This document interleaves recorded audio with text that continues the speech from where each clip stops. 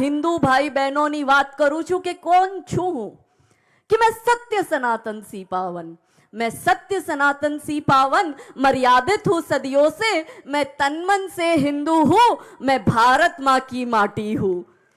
मैं वेदों का अमर ज्ञान, मैं वेदों का अमर ज्ञान, मैं वचनों की परिपाटी हूं, मैं युद्धों का अर्जित फल, वीरों की हल्दी घाटी हूं।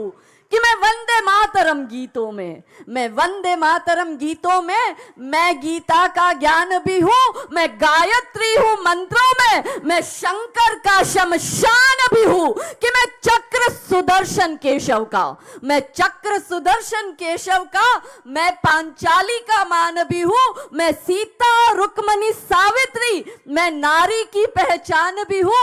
कि मैं भारत की पावन माटी साक्षी हूं अभिमानों की, मैं तन मन से हिंदू हूं, मैं भारत मां की माटी हूं।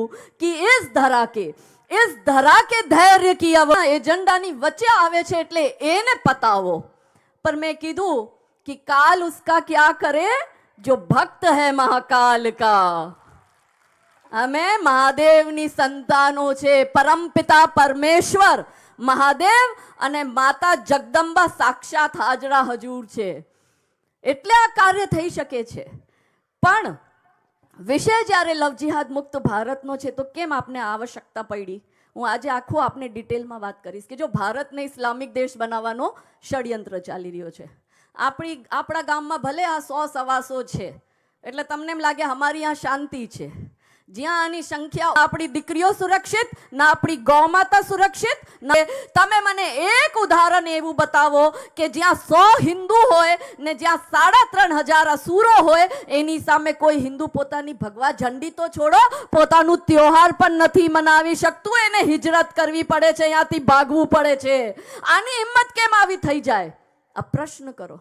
મહાદેવની આપણે સંતાનો છે, દેવોના દેવ મહાદેવ છે, કેટલું બધું સંઘર્ષ કર્યું, આપણે એના જીવનમાંથી શું શીખ્યું?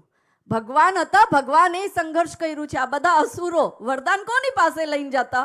મહાદેવ પાસે। તમે પછી તારકાસુર કયો, મહિષાસુર કયો, જલંધર કયો, અંધક કયો, બાણાસુર કયો, આ એકે એક અસુરો મહાદેવ પાસે વરદાન લઈને જતા ને પછી અટેક પણ મહાદેવ ઉપર કરતા। એવા જ આ બધા અસુરો છે જે અહીંયા આ દેશમાં રહીને દેશના ભાગલા પડાવી દીધા, અટેક હિન્દુઓ ઉપર કરે છે। શું કામે? કેમ કે એનો એજન્ડા છે, અસુર ક્યારેય શાંતિથી નહીં બેસે।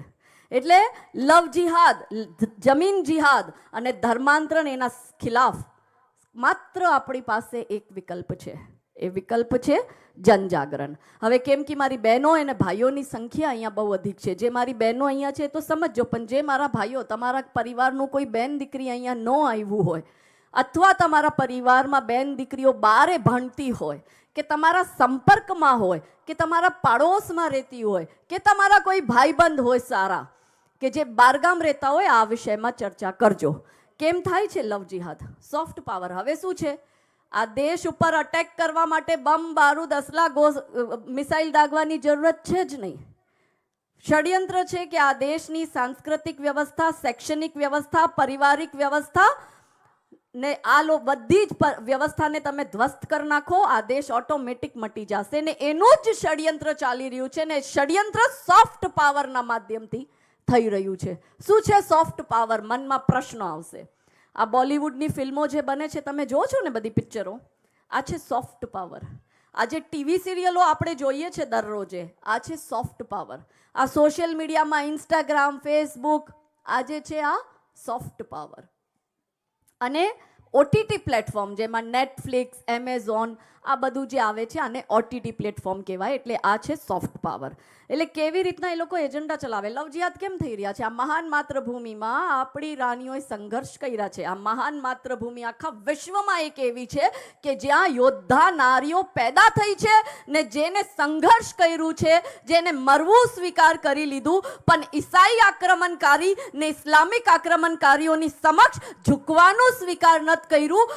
આજે આ દેશમાં એવી કેમ પરિસ્થિતિ બની ગઈ કે હસતા હસતા આપણા હિન્દુની દીકરી બુરખો પહેરવા માટે તૈયાર થઈ જાય ને હસતા હસતા આપણી દીકરી ત્યાં જિહાદીના ઘરે જઈને સોતનો સાથે રહેવા માટે તૈયાર થઈ જાય, કેમ કે એમાં તો 4 નિકાહ જાયઝ છે। એટલે પેલું છે બોલિવૂડ. આ લોકો પિક્ચર જો સોફ્ટ પાવર અનકોન્શિયસ માઇન્ડમાં કેવી રીતના સ્લો પોઈઝન, જેને કે કહીએ ને ધીમી ગતિથી ઝેર આપણા મગજમાં નાખે છે, એનું ઉદાહરણ કહું છું.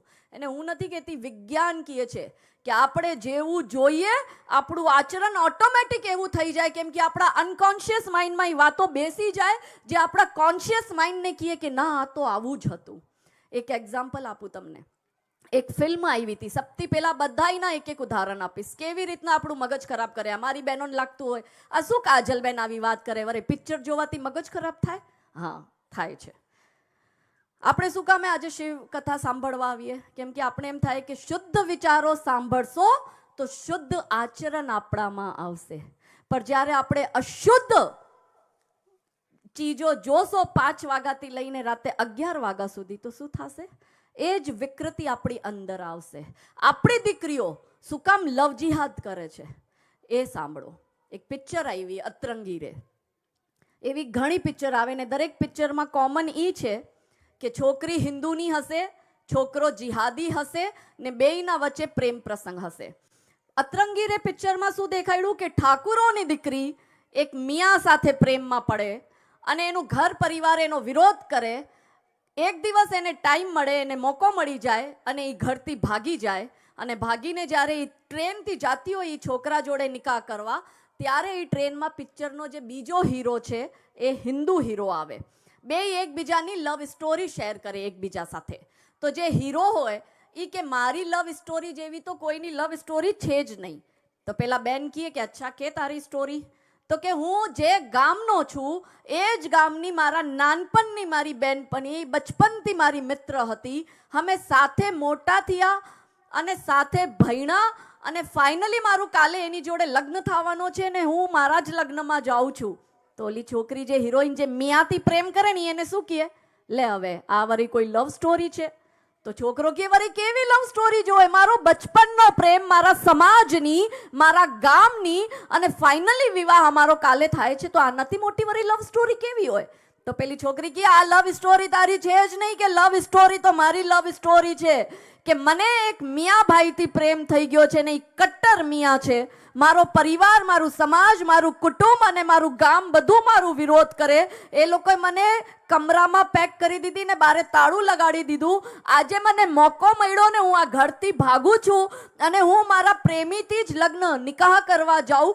કેમ કે લેલા મજની જે મારે પણ ઇતિહાસ રચી દેવો છે અને હું ઇતિહાસ રચવા જાઉં છું. અને પિક્ચરનો ક્લાઇમેક્સ આવે, કેમેરા ઝૂમ થાય ને છોકરી જે હિરોઈન છે એ ડાયલોગ દે कि लव स्टोरी तो मेरी लव स्टोरी है कि मैं ठाकुर की लड़की और वो कतई मियाँ भाई और ये है असली लव स्टोरी.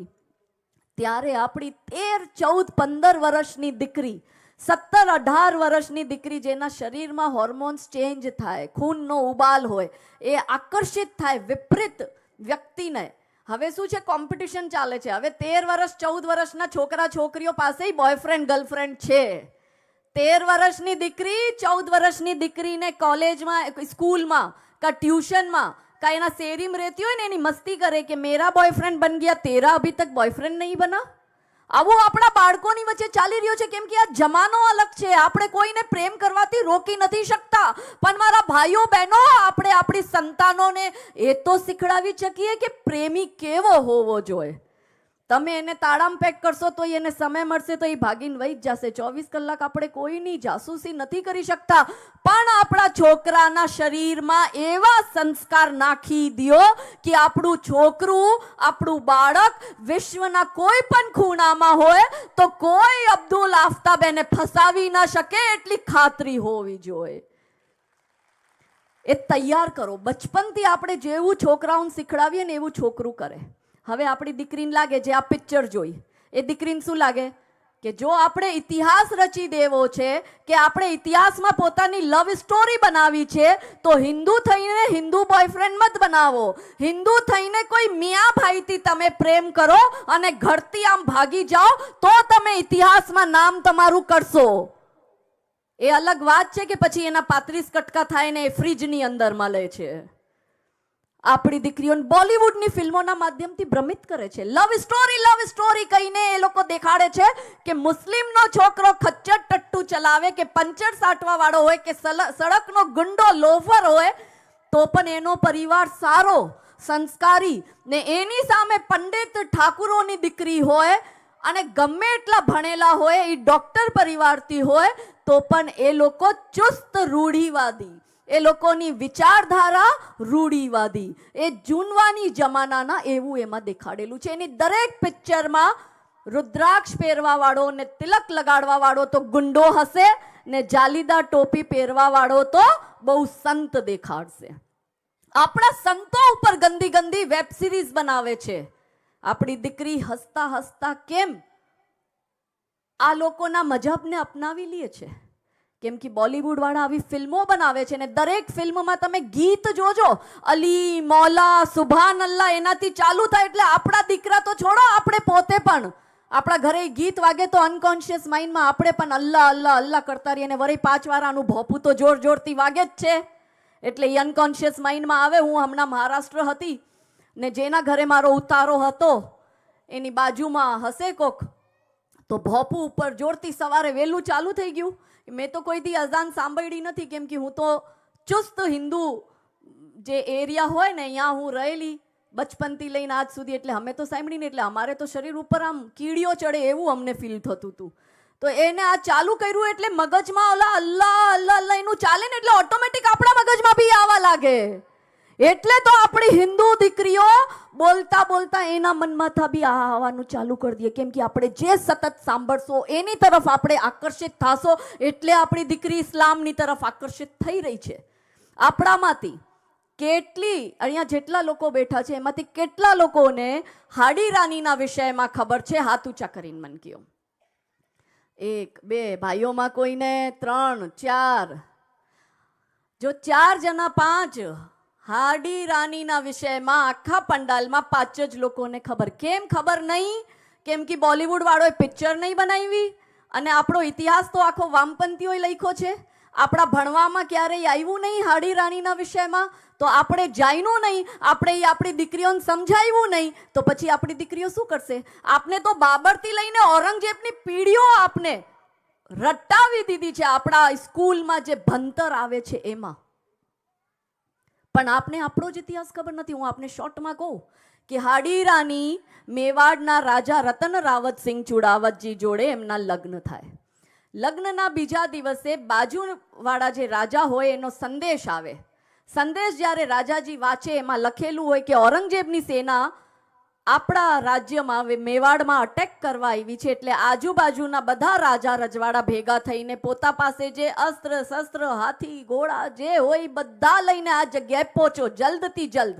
હવે રાજાજી સંદેશ વાંચે તો રાજાજી દુખી થઈ જાય કે હું શું કરું? હજી મારે કાલે તો લગ્ન થયા છે, હું મારી હમણાં લગ્ન થયા નવી મારી જે પરણીતા છે મારી દુલ્હન છે એને હું છોડીને કેમ યુદ્ધ ભૂમિમાં જાઉં? ને એમાં પણ જો એ વિચાર આવ્યા કે એમાં પણ જો લડતા મારું મૃત્યુ થઈ જાય તો લગ્નના હજી અઠવાડિયું બી નહીં થાય, એના હાથની મહેંદી બી નહીં ઉતરે પણ મારી તો વહુ વિધવા થઈ જશે. એટલે રાજાજીની આ બધી વેદના જોઈને રાની સા ક્રોધિત થાય અને હાડી રાની રાજાજીને કહે કે તમે મારી ચિંતા ના કરો, આ માતૃભૂમિને આ દેશ માટે જો તમારે લડીને તમારું બલિદાન બી થઈ જશે તો હું આખો જીવન ગૌરવાન્વિત તમારી વિધવા બનીને જીવન યાપન કરીશ અને આ જ કામ કરીશ. તો રાજાજીને યુદ્ધમાં મોકલે. હો રાની સા હવેની આપણી બહેનો તો આપણા દીકરાઓને બારે ના મોકલે. નહીં જવાનું, આ બારે આટલા જિહાદીઓ ફરે છે તને મારી નાખશે તો. આપણી બહેનો એટલી ડરપોક થઈ ગઈ છે. કેમ ડરપોક થઈ? કેમ કે આપણા મગજમાં આવી વાત આવી. હવે રાજાજી યુદ્ધ લડવા જાય તો રાજાજી એના દૂતને બોલાવે કે મને રાનીસાની બહુ યાદ આવી છે, તું રાનીસા પાસે જા ને રાનીસાને કે તમારી એક નિશાની માંગી છે રાજાજીએ, એને તમારી બહુ યાદ આવે છે. દૂત બિચારો શું કરે? એ ગયો રાનીસા પાસે ને રાનીસાને કહે કે રાજાજીને તમારી બહુ યાદ આવે છે, રણભૂમિમાં તમારી એક નિશાની માંગી છે. રાણીસા ક્રોધિત થઈ જાય. એ કે યાં બેસીને જ્યાં એને યુદ્ધની નીતિઓ બનાવી જોઈએ, યુદ્ધની પ્લાનિંગ કરવી હોય, યાં એ બેસીને મને યાદ કરે તો એ કેટલો કન્ફ્યુઝ થશે. એ યુદ્ધ લડશે તો કેમ ને જીતશે કેમ ને, યાં બેઠા બેઠા મને યાદ કરશે ને એને એમ લાગશે કે મને કઈ થઈ જશે તો મારી ઘરવાળીનું શું થશે. એ બધા વિચારો એના મનમાં આવે છે. તો હું જીવું તો વિચારો આવશે ને, જીવું જ નહીં તો. રાણીસા હાથમાં કટાર લીએ, પોતાની ગરદન કાપી નાખે, થાલમાં સજાવીને દૂતને કહે ને કે જા તારા રાજાને મારી નિશાની આપી દે. અને દૂત જ્યારે રણભૂમિમાં જાય અને રાણીસાનું કટ્ટું મુખ જોય, જે થાલમાં રાણીસાએ મોકલ્યું, તો રાજાજી સંદેશ સમજી જાય રાણીસાનો. રાણીસાએ સંદેશ દીધો છે, તમારી પાસે બે જ વિકલ્પ છે, રોવા માટે પાછળ તમારું હવે કોઈ નથી રહ્યું. કાં તો તમે લડજો, કાં તમે બલિદાન દેજો. અને રાણીસાના લાંબા વાળ હોય, લાંબા વાળની મુખની રાજાજી મુખ માલા જેને કહીએ એ માલા બનાવે રાણીસાના મુખની. અને રાજાજી એ યુદ્ધ લડે ઔરંગઝેબની સેનાથી ને યુદ્ધ રાજાજી જીતે. અને જીતવા પછી એ જ રણભૂમિમાં રાણીસાનું પ્રેમ રાજાજી માટે, રાણીસાનું પ્રેમ ધર્મ માટે અને રાણીસાનું પ્રેમ માતૃભૂમિ માટે, એ સંદેશ રાણીસાનો સમજે. એટલે એ જ રણભૂમિમાં રાણીસાના બલિદાનને યાદ કરીને રાજાજી પોતે હાથમાં તલવાર લીએ અને પોતાની ગરદન બી યાં જ કાપી નાખે, એને પોતાનું બલિદાન દઈ દે. આ છે લવ સ્ટોરી. ओ मैं ठाकुर की लड़की और वो कतई मियाँ भाई. आ मातृभूमिनी लव स्टोरी થઈ જ નથી શકતી कि इतिहास हमारा पढ़ लेना, रक्त से शब्द सजाए हैं, सर कटे थे धड़ लड़े थे तब जाके हिंदू कहलाए हैं. આ આપણો ઇતિહાસ છે. ખબર જ નહીં આપણે આ ઇતિહાસ. તો આપણે વિચાર્યું કે બોલિવૂડે આના ઉપર કેમ પિક્ચર ના બનાવી. હિન્દુની દીકરી અને મિયાનો છોકરો, એક પિક્ચર આવી હતી કેદારનાથ. હવે એ કેદારનાથ આપણા 4 ધામમાંથી એક ધામ. વર્ષો પહેલા કેદારનાથમાં આપદા આવી હતી, આપને ખબર છે કે અડધાથી ઉપર આધું કેદારનાથ આપણું જે છે તળી ગયું હતું. ખાલી મંદિર જ બચ્યું હતું, જે મેન મંદિર છે, ને અમુક સ્થળ એવા બચ્યા હતા. હવે કેદારનાથ ઉપર એ લોકોએ સત્ય ઘટના કહીને પિક્ચર બનાવી.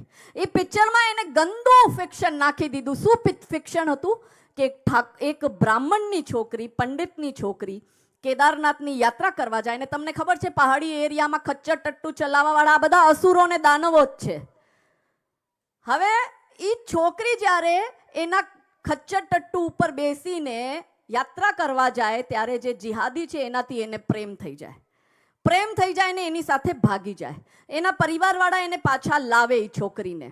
એટલે સમાજ ને પરિવારે બેયનો પ્રેમ સ્વીકાર નથી કર્યો. એટલે કેદારનાથમાં શિવજી એકદમ ખારા થઈ જાય, શિવજીની ત્રીજી આંખ ખુલી જાય ને કેદારનાથમાં પ્રલય આવી જાય ને આખું કેદારનાથ તળી જાય. બોલો, મિયા સાથે પેલી પંડિતની દીકરીનો પ્રેમ સમાજ સ્વીકાર નથી કરતું એટલે કેદારનાથમાં આપદા આવી હતી. આપણું ખૂન ના ખોલે. અને આપણે જ લોકો આ પિક્ચરને 400 કરોડ રૂપિયા કમાવીને દીધો. ઓલો મિયા હસે છે કે તમારી બહેનો દીકરીઓની આબરૂ લૂંટીએ છે, તમારા જ કેદારનાથ ઉપર અમે આવી પિક્ચર બનાવીએ છીએ ને આ મૂર્ખ હિન્દુ અમને કરોડો રૂપિયા કમાવીને દે છે. એક હું સંમેલનમાં હતી રાજસ્થાનમાં હમણાં. એ સંમેલનમાં આ ફિલ્મ સ્ટાર્સ આવ્યા હતા ને એ લોકો એમાં ડાયરેક્ટર હતા, પ્રોડ્યુસર હતા, હીરો હિરોઈન હતા, સ્ક્રિપ્ટ રાઇટર જે આવી પિક્ચરો લખે ને એ લોકો હતા. ને અમારો એક સંવાદ રાખ્યો મંચ ઉપરથી.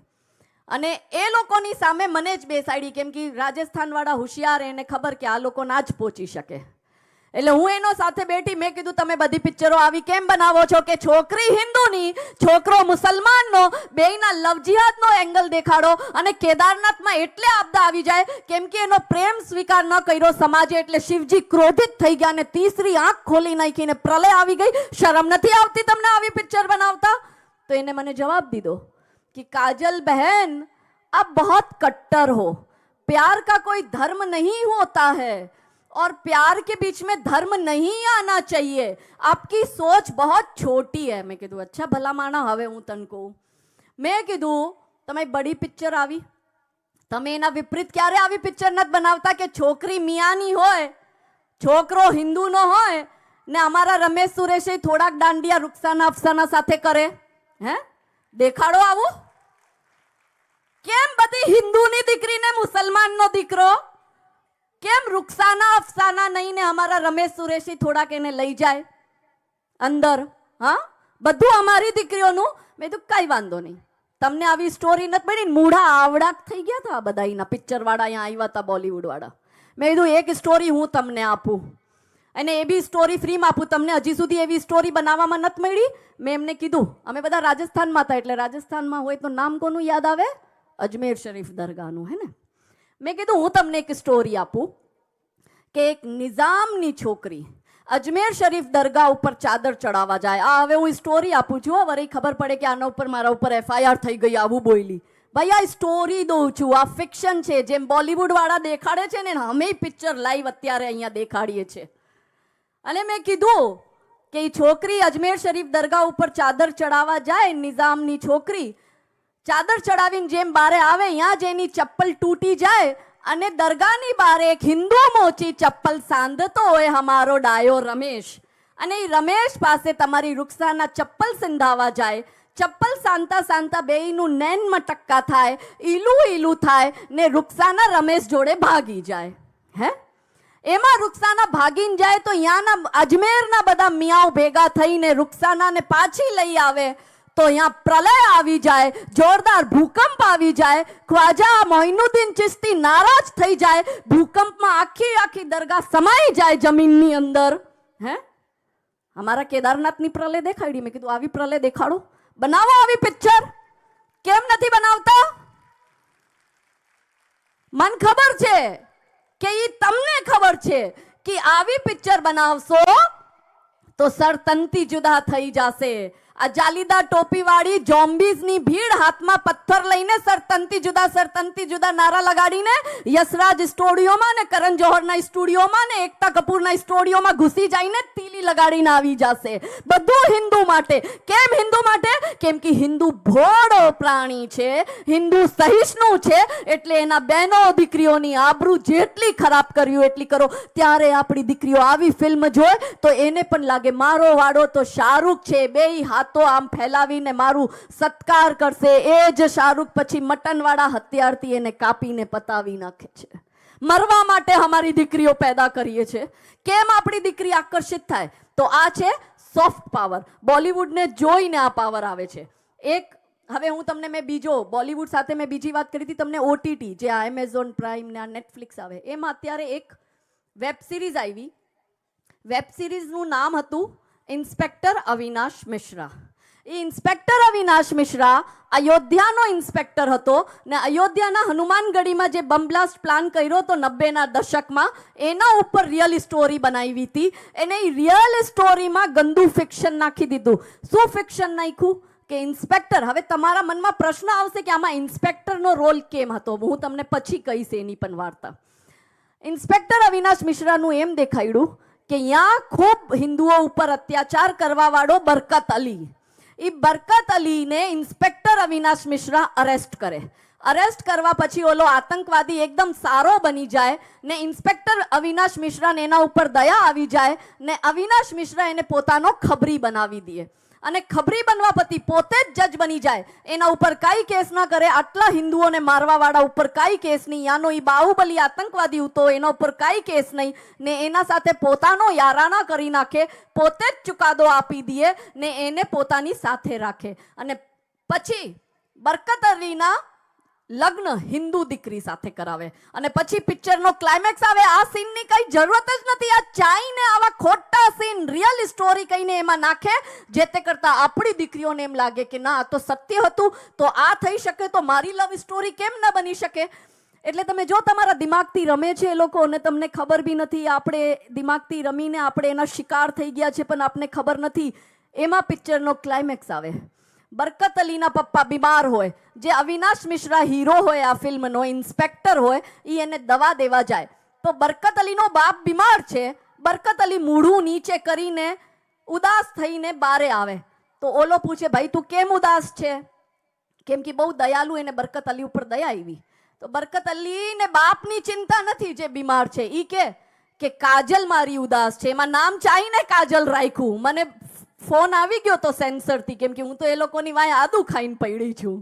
તો કહે કે કાજલબેન તમારું ચાઈને નામ રાખ્યું છે આમાં કાજલ, કેમ કે લવ જિહાદનો ઝંડો લઈને ફરો છો ને આખા ભારતમાં.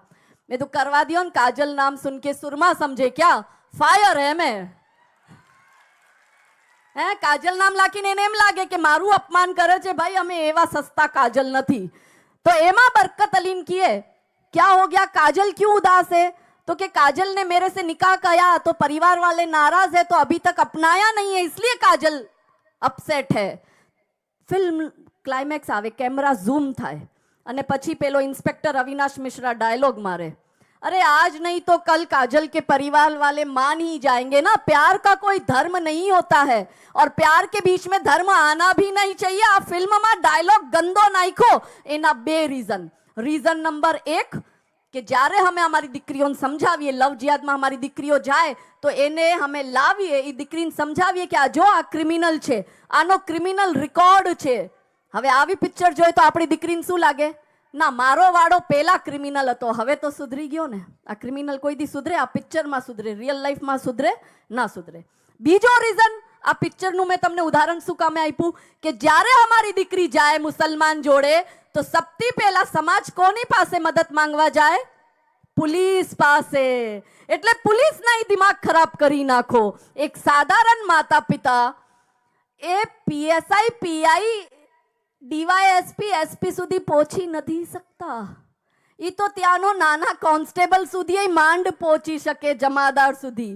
હવે આવી પિક્ચર જો આપણા પુલિસ વાળા કોન્સ્ટેબલ, જમાદાર એ લોકો જો એટલે દિમાગ ખરાબ થાય કે ના થાય? એટલે કેટલા એવા કેસમાં અમુક પુલિસ વાળોએ આપણી દીકરીને શું કીધું કે દીકરા તું 18 વર્ષની થઈ ગઈ છે, હો, સંવિધાન તને અલાવ કરે છે, તું હિન્દુ હોય ને પેલો છોકરો મુસલમાન હોય તો શું થઈ ગયું? પ્યારનો કઈ ધર્મ નથી હોતો અને પ્યારની વચ્ચે ધર્મ આવવો પણ ના જોઈએ. કેમ ભાઈ? એટલે પુલિસ વાળાઓના દિમાગ ખરાબ કરી નાખો. જો કેવી રીતના સોફ્ટ પાવર કામ કરે છે, આ બધું અસર થાય છે કેમ કે આવું આપણે જોઈએ છે. હવે મેં તમને ઓટીટી પ્લેટફોર્મ કર્યું, મેં તમને બોલિવૂડની સ્ટોરી કરી, ત્રીજું છે ટીવી સિરિયલ. ટીવી સિરિયલમાં કેમ આપણા મગજ ખરાબ કરે છે? એકતા કપૂર જેવી બેન જેની વાય અમે પડ્યા છે, 2022માં અમે કોર્ટ સુધી પહોંચ્યા હતા અને સુપ્રીમ કોર્ટે ટિપ્પણી કરી હતી એકતા કપૂર ઉપર, જે તમારી સાસ ભી કભી બહુ થી વાળી એકતા કપૂર, એના ઉપર સુપ્રીમ કોર્ટે ટિપ્પણી કરી હતી કે આ એકતા કપૂર સમાજનું મગજ ખરાબ કરે છે, આ એકતા કપૂર યુવા પેઢીનું મગજ બરબાદ કરે છે, આવનારી પેઢીનું જીવન બરબાદ કરે છે. આ હું નથી કહેતી, 2022માં સુપ્રીમ કોર્ટે ટિપ્પણી કરી ને અત્યારે એકતા કપૂર ઉપર મહારાષ્ટ્રમાં પોસ્કોની અંતર્ગત કેસ એના અંદર દાખલ થયા છે. એની સિરિયલમાં શું દેખાડે છે? બધી સિરિયલો હિન્દુઓ ઉપર સિરિયલ બનશે. એક હિન્દુની બેનનું કેટલું ચરિત્ર હરણ કરે અને આપણી જ બહેનો, આપણા જ ભાઈઓ આ સિરિયલ જોઈ. શું દેખાડે કે એક હિન્દુની બેનના જીવનમાં એક પુરુષ આવે, પછી વિવાહ એનાથી નથી કરતી, વિવાહ બીજા પુરુષથી કરે, પછી જેના સાથે વિવાહ કરે એની સાથે કોઈ પણ નાની મોટી અનબન થાય, પછી એને ત્રીજો ગમવા માંડે. એમાં જે બીજો હોય એને કાં તો છૂટાછેડા આપશે કાં પછી પેલો મરી જશે. પછી એ વિધવા થઈ ગઈ એટલામાં જીવનમાં ચોથો પુરુષ આવે ને ચોથો એને ગમે ને હજુ એના હાથની મહેંદી લગાડે એટલામાં જે મરી ગયો બીજો એ જીવતો થઈ જાય. પછી કન્ફ્યુઝ થઈ જાય, હું બીજા સાથે જાઉં કે ચોથા સાથે જાઉં. એ જ દેખાડે. ઓલી અનુપમા કરીને સિરિયલ આવે છે, આ જો બધાને દાંત આવ્યા બધા જોઈ, મને ખબર ભાઈઓ તમે જોતા હશો, બંધ કરી દેજો આ જીતી, જો થોડું હોય આત્મસન્માન હોય તો. કેમ કે આવી ફિલ્મો આપણી દીકરીઓના મગજ ખરાબ કરે છે, એટલે છૂટાછેડા થાય છે, એટલે આટલા લગ્નો થાય છે સમાજમાં, નાની નાની વાતમાં છોડે છે. એક અનુપમા સિરિયલમાં પેલા એકથી લગ્ન કરે, પછી એને બીજો ગમે, બીજો બહુ ગમે પણ બીજાથી લગ્ન ના કરે, ચાઈને હોશિયારી મારે, પછી એના દીકરાઓને એના છોકરાઓ ભેગા થઈને માના બીજા લગ્ન કરાવે, પણ જેના સાથે બીજા લગ્ન થાય એની પેલી ગર્લફ્રેન્ડ હોય એને એ મૂકી નથી શકતો, એ વારંવાર દોઢ ડાપસી કરશે એના જીવનમાં. પછી એની જે ગર્લફ્રેન્ડ છે એ જેનાથી લગ્ન કરે એની ઘરવાળી એના ભેગી જ રહીએ, પછી એ ગર્લફ્રેન્ડનો આ બોયફ્રેન્ડ હોય એના જીવનમાં વારંવાર ડાપસી કરે, પછી ઓલો વરઈ એને છોડો વરઈ આવે, પછી કોનો છોકરો કોણ છે ને કોની માં કોણ છે એ આખા સિરિયલમાં ખબર જ નથી. અને એ એક સિરિયલમાં એટલા બ્રેકઅપ ને એટલા છૂટાછેડા દેખાડ્યા છે જેટલા તો આપણે અહીંયા બધા ભેગા ને આપણા બધા ખાનદાન ભેગા કરી દઈએ તોય આટલા છૂટાછેડા નથી થયા જેટલા એ એક સિરિયલમાં દેખાડ્યા છે. હવે મારી બહેનો તમે મને જવાબ દેજો, આપણે હિન્દુની બહેનો આપણા જીવનમાં 4 પુરુષો આવે છે? બોલો જોરથી, મને સંભળાતું નથી. જયમાં છો ને? આપણા હિન્દુ બહેનોના 4 પુરુષો સાથે અવૈધ સંબંધ હોય છે? શું આપણા પરિવારમાં આપણી માતાઓને કોઈ બીજો ત્રીજો ગમે તો એના જ છોકરાઓ મળીને પોતાના હગા બાપને મૂકીને બીજા બાપ જોડે પોતાની માના લગ્ન કરાવે છે? તો આવું આપણે કેમ જોઈએ છે? આવું જ જોઈએ એટલે આવા જ લખણ આપણામાં આવે. ને દરેક સિરિયલમાં કોમન શું કે સાસુ ને નણંદ નાલાયક એક નંબરની, બેય મળીને વહુના ખિલાફ પ્લાનિંગ કરે છે. હવે 5 વાગ્યાથી રાતે 11 વાગ્યા સુધી આ સિરિયલ જો તો બિચારી સાસુ ગમે એટલી સારી હોય ને તમને ગરમ રંધાવીને ખવડાવતી હોય તો આપણે ખરાબ લાગશે, કેમ કે 7 કલાક આપણે એ જ જોયું છે કે સાસુ નાલાયક છે. નણંદ બિચારી વર્ષમાં એકવાર અઠવાડિયો 2 અઠવાડિયો વેકેશન કરવા આવે તો એ ભાભીને નથી ગમતું કે કેટલી વેલી જાય, ઈ આવે એના પહેલા ઈ એના પિયરે ભાગી જાય છે. આપણે જોઈએ હવે જે આપણી દીકરી જેના હજુ લગ્ન નથી થયા, તો મેં કીધું ને અનકોન્શિયસ માઇન્ડમાં કેમ વાતો જાય, ઈ માં દીકરી સાથે સિરિયલ જોએ 7 કલાક તો એ દીકરીના મગજમાં બેસી જાય કે મારી સાસે નાલાયક હશે, મારી નણંદે નાલાયક હશે. એમાં ઈ દેખાડે કે પેલી જે વહુ છે એ દાદરા ઉતરે ને સાસુ દાદરા ઉપર તેલ નાખી દે, વહુ લપસી જાય, માથું ફૂટી જાય, જાન છૂટી મરી ગઈ. હવે સાચું કયો મારા બહેનો, અહીંયા જેટલા છે તમે કોઈની વહુ હશો કે તમારા ઘરે વહુ આવી ગઈ હશે, તમે સાસુ બની ગયા હશો. શું આપણી સાસુએ આપણું માથું ફોડવા માટે, આપણું જીવન પતાવવા માટે આપણે દાદરાથી ઉતરી અને તેલ નાખીને લપસી જઈએ એવું કાવતરું કર્યું છે? બોલો જોરથી. જે ના બોલે એ સમજી જાવ કે એની સાસુ કર્યું છે. એટલે હવે જોરથી બોલો, તમારી સાસુ આવું કર્યું? શું તમે તમારી વહુઓ સાથે આવું કરવાના? ઓલી આવું કેમ દેખાડે છે? એટલે શું થાય, જે આપણી દીકરી લગ્ન કરીને અહીંયા સાસરે પહોંચે અને હજુ તો પેલી સવાર થાય ને એનામાં જ પિહરમાંથી માનો ફોન આવે ડોળી. જેટલા છૂટાછેડા થયા છે ને એમાં સૌથી મોટો કારણ એની માં જ હોય, છોકરીની માં જ હોય. એમાં પાડો તાળ્યો, હા ગમે જ, કેમ કે છોકરીની માં પેલો ફોન કરે, હા ઉઠી ગઈ મારી બેટા, તારા સાસુ કેટલા વાગે ઉઠાડી? હે 6 વાગે ઉઠાડી. મારો બેટો અહીંયા તો 10 વાગે ઉઠતો હતો. મારા બેટાને ઉઠાડીને કીધું કે કામ કરવું પડશે. બેટા તને કઈ કામ કીધું? હા કીધું, મને રસોડામાં મીઠું બનાવવાનું કીધું. ઓહ એક કામ કર, આ ડોહી તારી બહુ જબરી નાટક કરે છે, તું તો આવી જા મારા ઘરે, જ્યાદા ચીક કરશે તો આપણે એના ઉપર દહેજનો કેસ ઠોકશો અને 50% પ્રોપર્ટી લેશો. કેમ કે હિન્દુ પરિવારને તોડવાના ષડયંત્ર ચાલી રહ્યા છે. એટલે આમ જ હિન્દુ પરિવાર તૂટે. હજુ લગ્નની એલ્બમ ના આવી હોય અને છૂટાછેડા થાય. મને પાણીપુરી ખરાવા નથી લઈ જતો, છૂટાછેડા. મને વોશિંગ મશીન નથી આપતો, છૂટાછેડા. મને લોંગ ડ્રાઈવ ઉપર નથી લઈ જતો, છૂટાછેડા. એમાં લગ્ન કરેલી બેનને જો એનો વર ટાઈમ ના આપે, તો આવી સિરિયલોમાં દેખાડ્યું છે કે તારો વર તને ટાઈમ ના આપે તો પરપુરુષ સાથે તું રિલેશન રાખી શકે. અને પરપુરુષ સાથે તું રિલેશન રાખે તો એનું જસ્ટિફાઈ રીઝન છે કે તારા પતિને પૈસા કમાવામાં રસ છે, તને રાખવામાં નથી.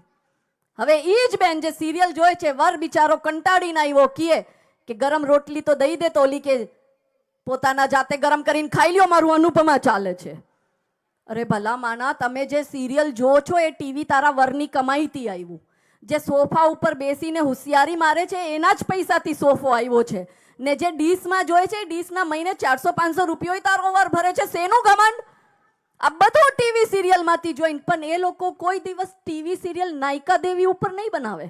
આપણા ગુજરાતનું ગૌરવ નાયિકા દેવી. કેટલાઓને ખબર છે પાટણની રાણીના વિષયમાં? હાથ ઊંચા કરીને કયો. બસ 1 ડઝન લોકોને નથી ખબર. આપણા ગુજરાતનું જ નથી ખબર. હાડી રાણી તો ચાલો, મેવાડના રાણી, રાજસ્થાનના. આપણે આપણા ગુજરાતની ગૌરવ ગાતા નથી ખબર. આ સમાજ ને ચાઈને અંધક બનાવવામાં આવ્યું છે કે આ સમાજ અંધું રહેશે તો જ એ લોકોના એજન્ડા પૂરા થશે. કથા કહું તમને રાણી નાયિકા દેવીની, પર એના પહેલા આજ એકતા કપૂર સ્ત્રીવાદ આપણી બહેનોને કહે, એનાથી કનેક્ટ કરી લો હું તમને OTT પ્લેટફોર્મમાં. એક જ વસ્તુ કોમન કે જે બેન નોકરી કરતી હોય, જે બેન પોતાનું બિઝનેસ કરતી હોય એ તો છે સ્ત્રીવાદી નારી. પતિ એના પગની જૂતી, સાસુ સસરા એના પગની જૂતી. ઈ તો એકલી રહેશે, ઈ પરિવાર વ્યવસ્થામાં નહીં રહે, દેવર જેઠ નહીં જોય, આખું તામજામ કુટુંબ પરિવારનું નહીં જોય. અને તમારે બાળક જો જોતું હોય તો તમારે લગ્ન કરવાની જરૂરત નહીં, વગર લગ્ન કરે તમે બાળક પેદા કરો. કેમ કે એકતા કપૂર કોનો છોકરો છે આપને ખબર નથી, એ છોકરાનો બાપ કોણ છે આપને ખબર નહીં. એટલે જે શહેરમાં આપણી વહુઓ નોકરી કરે છે કે બિઝનેસ કરે છે, એ આવી સિરિયલો જોઈને, એવા ઓટીટી ઉપર વેબ સિરીઝ જોઈને એનું મગજ ખરાબ થાય કે હું તો સ્ત્રીવાદી છું, એટલે હું નોકરી કરું છું તો હું ઘરનું કામ નહીં કરું. કેમ ભાઈ નહીં કરે? હું આજની તારીખમાં મારા ઘરની સંડાસો સાફ કરું છું, બાથરૂમો સાફ કરું છું, મારી જાતે કરું છું.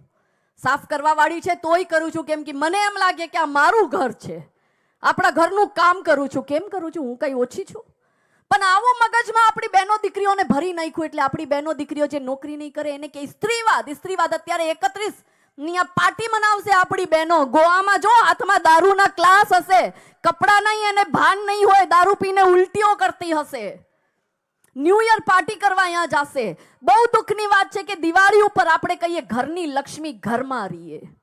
દિવાળી ઉપર અમે કોઈ દી મારા ઘરમાં તાળું નથી માર્યું, કેમ કે બાળપણથી એવા સંસ્કાર મળ્યા છે કે દિવાળીમાં બેટા આપણે ઘરે રહેવાય. જો આપણે ઘરને તાળું મારીને જતા રહીએ ને તો લક્ષ્મીજી આપણા ઘરે આવવાના હોય તો એ તાળું જોઈને વયા જાય. એટલે બેટા આપણે ઘરે રહેવાય. હું આજ દિવસ સુધી ક્યારેય દિવાળીમાં મારું ઘર મૂકીને નથી ગઈ ને. દિવાળીના રાતે અમે આખી રાત લક્ષ્મી પૂજા કરીએ ને અમને આજ બી યાદ છે કે અમારી મમ્મી અમને ફટાકડા ફોડવા નતા દેતા જ્યાં સુધી લક્ષ્મી પૂજા ન થાય. એટલે નાના બાળકોને એવું થાય ને કે અમે વેલા ફટાકડા ફોડીએ, પણ મુહૂર્ત હોય પૂજાનું, ઈ કે પહેલા મારી સાથે પૂજામાં બેસો પછી તમને ફટાકડા દઈશ ફોડવા માટે. બચપનથી અમારું બાળપણ એવું ગળાનું. પણ હવેની આ નવી જનરેશન આ તમને દિવાળી ઉપર ઘરે નહીં મળે, એના વર જોડે વેકેશન કરવા જાય. જ્યાં લક્ષ્મીની પૂજા થાય ત્યાં આપણા ઘરની લક્ષ્મીઓ બારે વિદેશમાં જઈને, અલગ જગ્યાએ જઈને, દીવ અને દમનમાં જઈને, ગોવામાં જઈને દારૂ પીએ છે. આ ચિંતાનો વિષય છે. પશ્ચિમ દેશથી શીખીએ છીએ કે એનું શીખવું હોય તો કંઈક સારું શીખો ને, આવું ખરાબ શીખવાનું હોય. એટલે કે હું સ્ત્રીવાદી નારી છું, હું તો કમાવીશ, હું તો પાર્ટી કરીશ, હું તો દારૂ પીશ. હવે અસલ સ્ત્રીવાદ શું છે હું તમને કહું. જે રાણી નાયકા દેવી કરીને દેખાડ્યું. રાણી નાયકા દેવી આપણી પાટણની રાણી.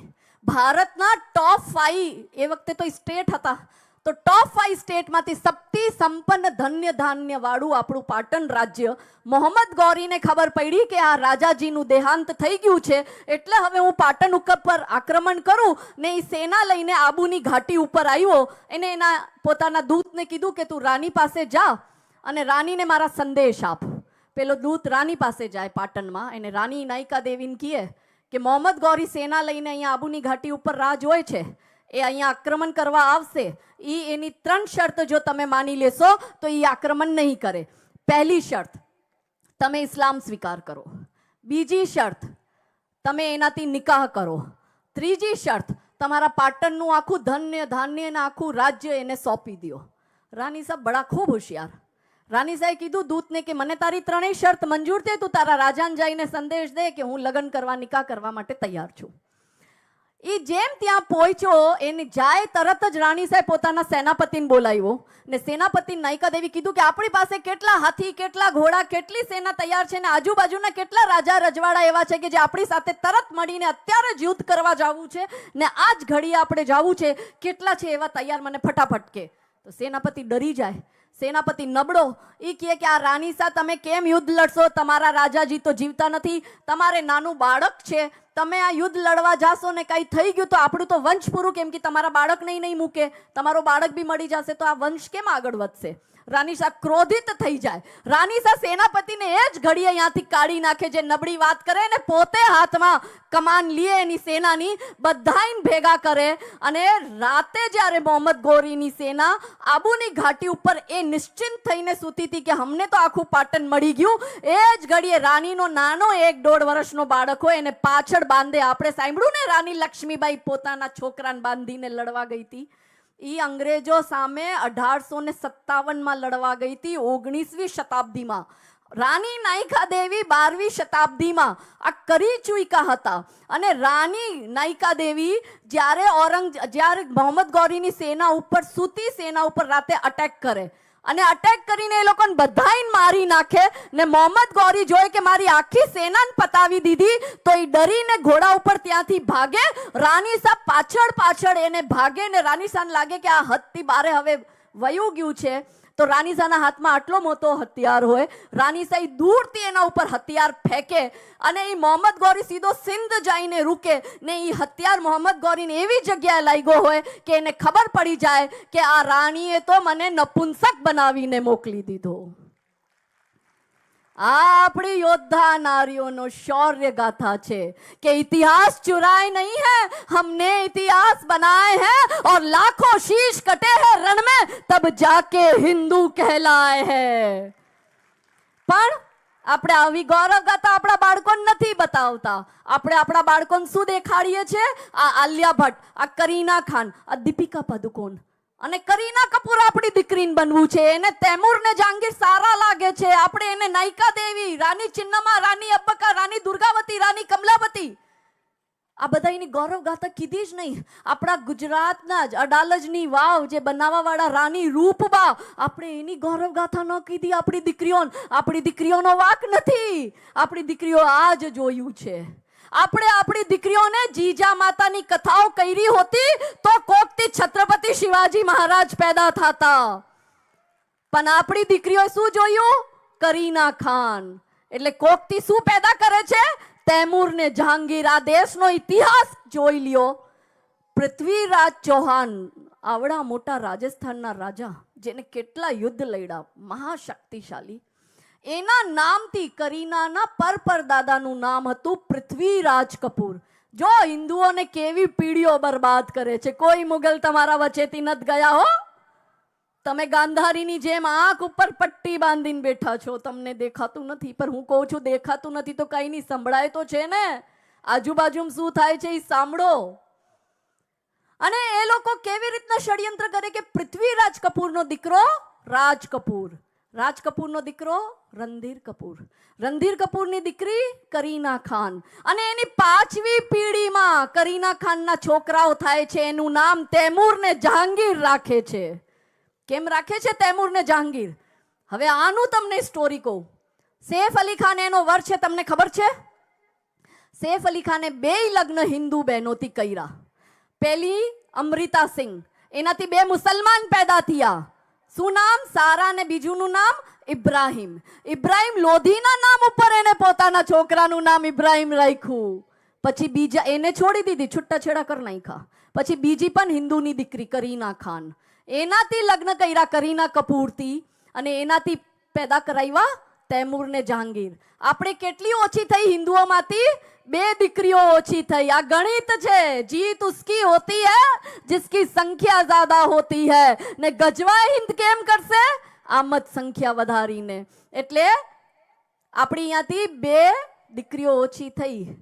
સામે આપણા કેટલા દુશ્મન વધી ગયા? 4 એને પેદા કર્યા, 2 પેલી આપણી દીકરીઓ ગઈ, 6 ને 7મો ઓલો સેફ તો છે જે લે હિન્દુની 2 દીકરીઓ ગઈ. સામે આપણા 7 દુશ્મન ઊભા થઈ ગયા. ચિંતાનો વિષય. એમાં પણ આ સૈફ અલી ખાન ફિલ્મનો, આ બોલીવુડ વાળા કે ભાઈચારા, હિન્દુ મુસ્લિમ ભાઈ ભાઈ, હમ તો સબ સેક્યુલર હે. મેં કીધું ભાઈ તું સેક્યુલર હે તો તારા એક છોકરાનું નામ તો રામ કા કૃષ્ણ રાખતો. હિન્દુની દીકરી લઈ જઈને તૈમૂર જહાંગીર નામ રાખે છે. ક્યાં છે ભાઈચારો? કોક તો મને દેખાડો. એટલા બધું સેક્યુલરિઝમ હિન્દુ ઉપર લાગુ પડે, આ जिहादियों ઉપર કઈ सेक्युलर लागू ना पड़े? भाईचारा भाईचारा नक्की तो कर लियो. भाई कौन छे, चारा कौन छे? वो अपनी बहन का भाई नहीं हुआ, वो तुम्हारा भाई क्या होगा? बात समझो. એટલે બોલીવુડનું ષડયંત્ર કીધું, ઓટીટી પ્લેટફોર્મનું ષડયંત્ર કીધું, ટીવી સિરિયલનું ષડયંત્ર કીધું. હવે તમને ચોથું ને અંતિમ સોશિયલ મીડિયાનું ષડયંત્ર કહું. આજે તમારા હાથમાં ફોન આવી ગયા ને, એના ઉપર આ ફેસબુક, ટ્વિટર, शादी.com, પછી ટિન્ડર, પછી એક્સ, એ બધા જે પ્લેટફોર્મ છે એમાં પણ ડેટિંગ એપ છે. એવી એપ છે કે જેમાં પુરુષ ને સ્ત્રી ડેટિંગ એપ ઉપર મળે છે. નહીં ડેટિંગ ઉપર એકબીજાને ડેટ કરે, એટલે ડેટ કરવાનું મતલબ એકબીજા સાથે જાણશે, સમજશે, પ્રેમની વાતો કરશે. હવે એ સોશિયલ મીડિયાના માધ્યમથી એક આપણી અત્યારે, કેમ કે હું અહીંયા આવી છું કચ્છમાં, તો કચ્છના જ ઉદાહરણ દઈશ, આખા ગામની પંચાયત નહીં કરું. એક આપણી અહીંયાની બેન, કચ્છની અંજારની બેન, આવી જ રીતના સોશિયલ મીડિયાના માધ્યમથી બેન કોઈ દી ઘરથી બહાર નથી ગયા. ઘરની અંદર આવા જ સોશિયલ મીડિયામાં જોઈને એક કેરલાના મુસલમાનથી સંપર્કમાં આવ્યા. આ તમારા અહીંયાનું કેસ કહું છું. કોકના ઘરે થયું છે તો એમ નિશ્ચિંત ના થઈ જતા, તમારા ઘરે બી થશે. વારો બધાયનો આવશે, કોઈનો વેલો આવશે, કોઈનો મોડો આવશે. કેમ કે મેં કીધું ને, ના દીકરીઓ સુરક્ષિત, ના જમીનો સુરક્ષિત, ના ગૌ માતા સુરક્ષિત, ના મંદિરો સુરક્ષિત. આપણા અંજારની એક બેન કેરલાના મુસલમાન સાથે સોશિયલ મીડિયાના માધ્યમથી સંપર્કમાં આવે. એ કેરલાનો મુસલમાન આપણે અંજારની બેન, એની 7 વર્ષની દીકરી, એ લગ્ન કરેલા પરણીતા વિવાહિત બેન હતા, એ બેનને ભગાડીને લઈ જાય ને એ બેન પોતાની 7 વર્ષની દીકરીને આજથી 1.5 વર્ષ પહેલા વહી જાય લઈને. ખૂબ આપણે પોલીસ પાસે ગયા, ખૂબ રજૂઆત કરી. અંજાર પોલીસ, કચ્છ પોલીસે ખૂબ મદદ કરી, અલગ અલગ ટીમો બનાવીને ચારોય દિશામાં ભારતમાં મોકલી. પણ આજે પૂરા 1.5 વર્ષ થઈ ગયા. પેલો બાપ રોય છે કે મારી દીકરી 7 વર્ષની હતી ત્યારે ગઈ. એનો જન્મ દિવસ આવ્યો તો આપણા અહીંયાના સ્થાનિક કાર્યકર્તાને કીધું કે આજે તો મારી દીકરી 8 વર્ષની થઈ ગઈ હોત, જો અહીંયા હોત, ગોતી દ્યો મને મારી દીકરી, મને કેમ બી કરીને. હવે વિચારો એ બાપની કેવી વેદના. એનું બાળક એની પાસે નથી, એનું બાળક જીવે છે કે મરે છે ખબર નથી. ઈ અંજારના બેન અને એની દીકરી ક્યાં છે કોઈ નથી ખબર. પોલીસને પણ અસફળતા મળી છે. કચ્છ પોલીસે હમણાં અઠવાડિયા પહેલા જાહેરાત કરી છે કે કોઈને પણ મા દીકરીના ફોટો નાખ્યા છે ને જાહેરાત કરી છે કે કોઈને પણ આ મા દીકરીના વિષયની સૂચના હોય તો એ કચ્છ પોલીસને આવીને એ સૂચના આપે, અમે એમને 50,000નો ઇનામ આપશો. કચ્છ પોલીસે ઇનામ નાખ્યું છે પણ કોઈ નથી ખબર મા દીકરી જીવે છે કે મરે છે કે વેચી નાખી આતંકવાદીઓને. કેમ કે સૌથી વધારે આતંકવાદીઓ કેરલાથી ભરતી થવા જાય છે. ઈરાક અને સિરિયાનું જે આતંકવાદી એનું કનેક્શન છે ISIS, એનામાં સૌથી વધારે ભરતી કેરલાથી થાય છે. તમે બધાય કેરલા સ્ટોરી જોઈ? હાથ ઊંચા કરીને જો કેને કેને જોઈ છે. બોલો, કેરલા સ્ટોરી બહુ ઓછા લોકોએ જોઈ. બેન ઘરે જાઓ, કેરલા સ્ટોરી આવી ગઈ છે. તમારા ઘરે તમારા દીકરાને કયો 100 રૂપિયા ભરીને ઓલી કેરલા સ્ટોરી દેખાડે. આ જો તમારા કચ્છમાં કેરલા સ્ટોરી થઈ ગઈ છે. હવે વિચારો, જેના ઘરનું માણસ ગયું હોય, કોઈ મરી જાય ને તો આપણે 12 દીમાં એનું પૂરું કરીએ, સંતોષ તો હોય ને કે નથી. જેના ઘરનું માણસ મિસિંગ હોય એની શું દશા થાય, કેવા કેવા વિચાર આવે. પછી શાદી.com, આ marriage.com, જેમાં તમે તમારા દીકરીઓના સગપન કરવા માટે બાયોડેટા નાખો છો ને, મોટા સિટીઝમાં ખૂબ થાય છે, આપણા ગુજરાતમાં થાય છે. એમાં એક અત્યારે સુરતથી એક શાહબાઝ ખાન નામનો છોકરો પકડાનો. એ શાહબાઝ ખાન નામનો છોકરો ઉત્તર પ્રદેશનો હતો. એને સોશિયલ મીડિયામાં પોતાની પ્રોફાઇલ બનાવી હિન્દુ નામથી, હર્ષિત ચૌધરી. પછી એને 150 થી વધુ હિન્દુ દીકરીઓના સંપર્કમાં આવ્યો. 150 માંથી એ 25 થી 35 દીકરીઓને પર્સનલી મળ્યો ને એમાંથી 15 દીકરીઓ સાથે તો એને શારીરિક શોષણ કર્યા છે, ફોટો ને વિડીયો લીધા છે ને બ્લેકમેલ કરીને 35 થી 50 લાખ રૂપિયા પચાવી નાખ્યા છે. આ થાય છે, આ થઈ રહ્યું છે ને. ઇન્સ્ટાગ્રામમાં તો એટલી ખરાબ હાલત છે ને ગામડામાં હાલત ખરાબ છે. હું 5 વર્ષ પહેલા બોલતી તો ગામવાળા મારા ઉપર હસતા. હું કહેતી કે સૌથી વધારે લવ જિહાદ આ સોશિયલ મીડિયાના માધ્યમથી થાય, ત્યારે આ દુનિયા મારા ઉપર હસતી. હવે આ દુનિયા માને છે કે ના, સાચી વાત હતી આ સોશિયલ મીડિયામાં, એમાં બી ઇન્સ્ટાગ્રામ ઉપરથી થાય છે. ને મારી પાસે જેટલા કેસ આવ્યા એમાં 95% કેસ જે હતા એમાં દીકરીઓની ઉંમર 13 અને 14 વર્ષની. ચિંતા થવી જોઈએ. 13 અને 14 વર્ષનું બાળક કહેવાય. એ જિહાદીના જાલમાં ફસાઈ ગયું. જો અબ્દુલ છે એ અજય નામની આઈડી બનાવે, આપણી દીકરીથી દોસ્તી કરે. તમને એમ લાગે મારી દીકરી આ જગ્યા છે, આ તો બિલકુલ સેફ છે. આપણી દીકરી ક્યાંય સેફ નથી. કેમ કે એના હાથમાં શું છે? ફોન છે. એ ફોનમાં ઓલો અબ્દુલ અજય બનીને આપણી દીકરીથી દોસ્તી કરે. પછી એના કોમ્પ્રોમાઇઝ સિચ્યુએશનના ફોટો વિડીયો માંગે. કોમ્પ્રોમાઇઝ સિચ્યુએશન એટલે નંગુ પંગુ વિડીયો ફોટો એની પાસે આપણી દીકરી ના આવે, પછી આપણી 13 વર્ષ 14 વર્ષની દીકરીને એ બ્લેકમેલ કરે ને એનું શારીરિક શોષણ કરે. વિચારો, 13-14 વર્ષનું બાળક કહેવાય. કેમ આપણી બહેનો દીકરીઓ એના જાલમાં ફસાઈ જાય છે? કેમ કે આપણે આપણી દીકરીઓને સાવચેત ન કરી. એની નાની નાની રૂકસાના અફસાના ને બધું ખબર છે. આપણી નાની નાની દીકરીઓને કાંઈ ખબર નથી કે આ દુનિયા કેવી બારે બેઠી છે. એમાં પણ ગામડાની દીકરીઓ હવે સોશિયલ મીડિયા ઉપર ગંદી ગંદી રીલો મૂકવા લાગી છે. માને લાગે છે કે મારી દીકરી છત ઉપર ભણવા ગઈ છે, છત ઉપર જે રૂમ છે એમાં બેસીને ભણે છે. એ ભણતી નથી, ઇન્સ્ટાગ્રામ ચાલુ કરીને નંગા નાચ કરે છે ને એ પછી નાખે છે. કેમ કે બાળકોમાં કોમ્પિટિશન થઈ ગયું. મને 5 લાઇક્સ મળી છે તો હું આ વાળી જે બીજી બેનપણી હશે એ કહેશે કે આને 10 લાઇક્સ મારે કેમ બી કરીને દેવડાવવા છે. ને લાઇક્સ ને ફોલોઅર્સના ચક્કરમાં એ પોતાના કપડાં કાઢીને ઇન્સ્ટાગ્રામ ઉપર નાચે છે. મારી બહેનો, પહેલે આપણા કપડાં ક્યાં બદલતા? રૂમ બંધ કરીને બદલતા. પહેલા આપણા કપડા બાથરૂમમાં જઈને બદલતા. હવે ઇન્સ્ટાગ્રામ ઉપર કપડા બદલાય છે કે ઓલી આધી નંગી થઈને પાછળ પોતાનું બેગ દેખાડશે, પછી પોતાના બ્લાઉઝનું હુક બંધ કરશે ને એવી રીલો નાખે છે. એવું જ આપણે દેખીએ છીએ. પછી આપણી બહેનો દીકરીઓ લગ્ન કરેલી એ પણ આવું કરે છે. અને એ પોતાની જો બાળકી નાની છે તો પોતાની બાળકીનું એમ અકાઉન્ટ હેન્ડલ કરશે માતા પોતે. પેલા આપણે કહેતા માતા નિર્માતા ભવતી.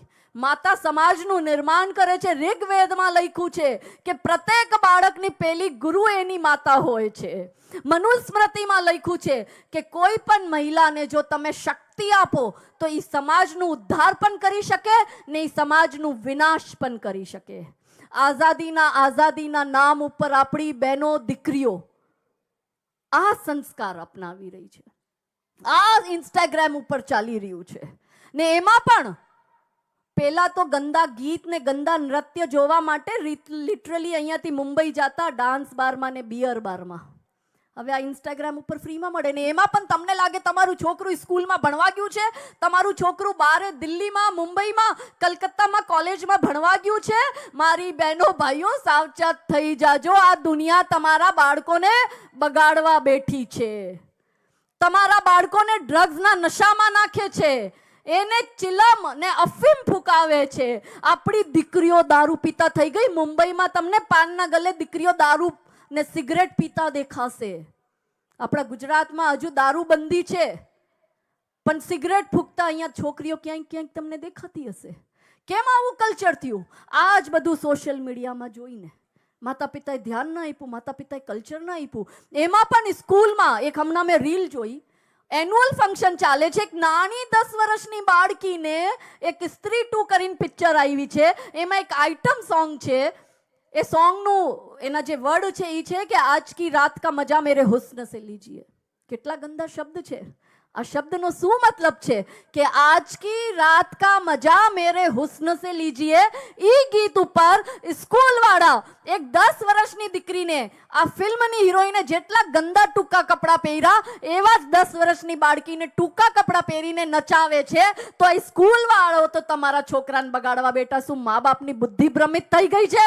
તમને દેખાતું નથી કે તમારી દીકરીને આવા ગંદા ગીત ઉપર નાચ નચાવે છે સ્કૂલ વાળા?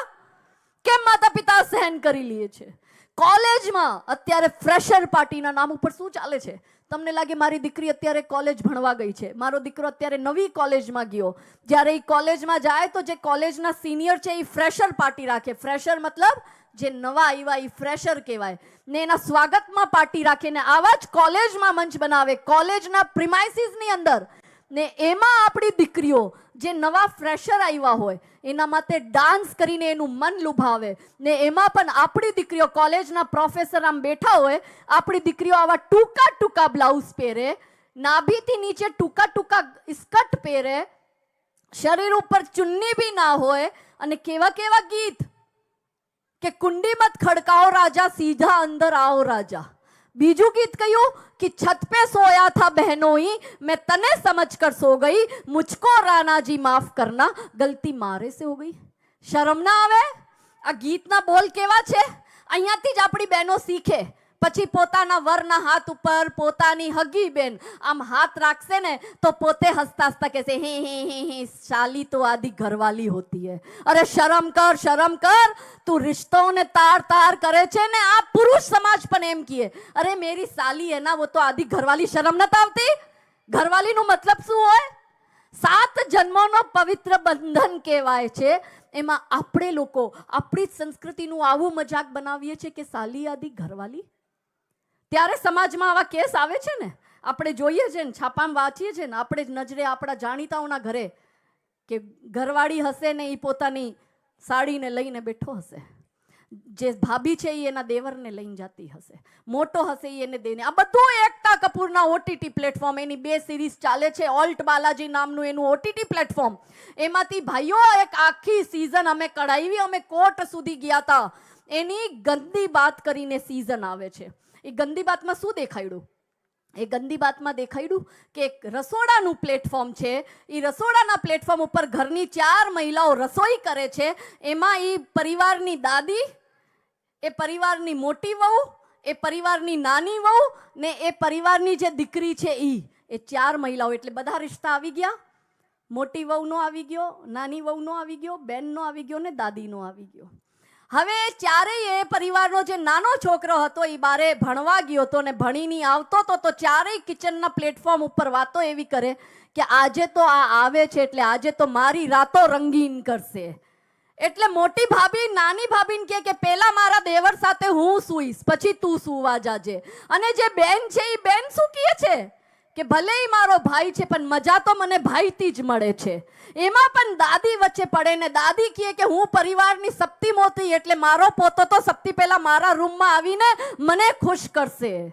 વિચારો, દાદી પોતાના સંબંધને અપવિત્ર કરી નાખ્યા। ત્યારે તો ઓલા આપણે છાપામાં વાંચ્યું કે પોતાએ હગી દાદીનું બલાત્કાર કર્યું, દીકરાએ માનું બલાત્કાર કર્યું, દેવર ભાભીના સંબંધ, સાસુને જમાઈના ગંદા સંબંધ, આપણે બધું વાંચીએ છીએ ને, આ જ જોઈ છે। આવું જોઈને જ આવું ચરિત્ર આવે છે, ત્યારે સમાજમાં આવા બનાવ બને છે। સસરા અને વહુનો સંબંધ, એક મિર્ઝાપુર કરીને વેબ સિરીઝ આવી છે, એમાં વહુ ને સસરાના આડા સંબંધ દેખાડ્યા છે, ત્યારે આવા સમાજમાં કેસ આવે છે।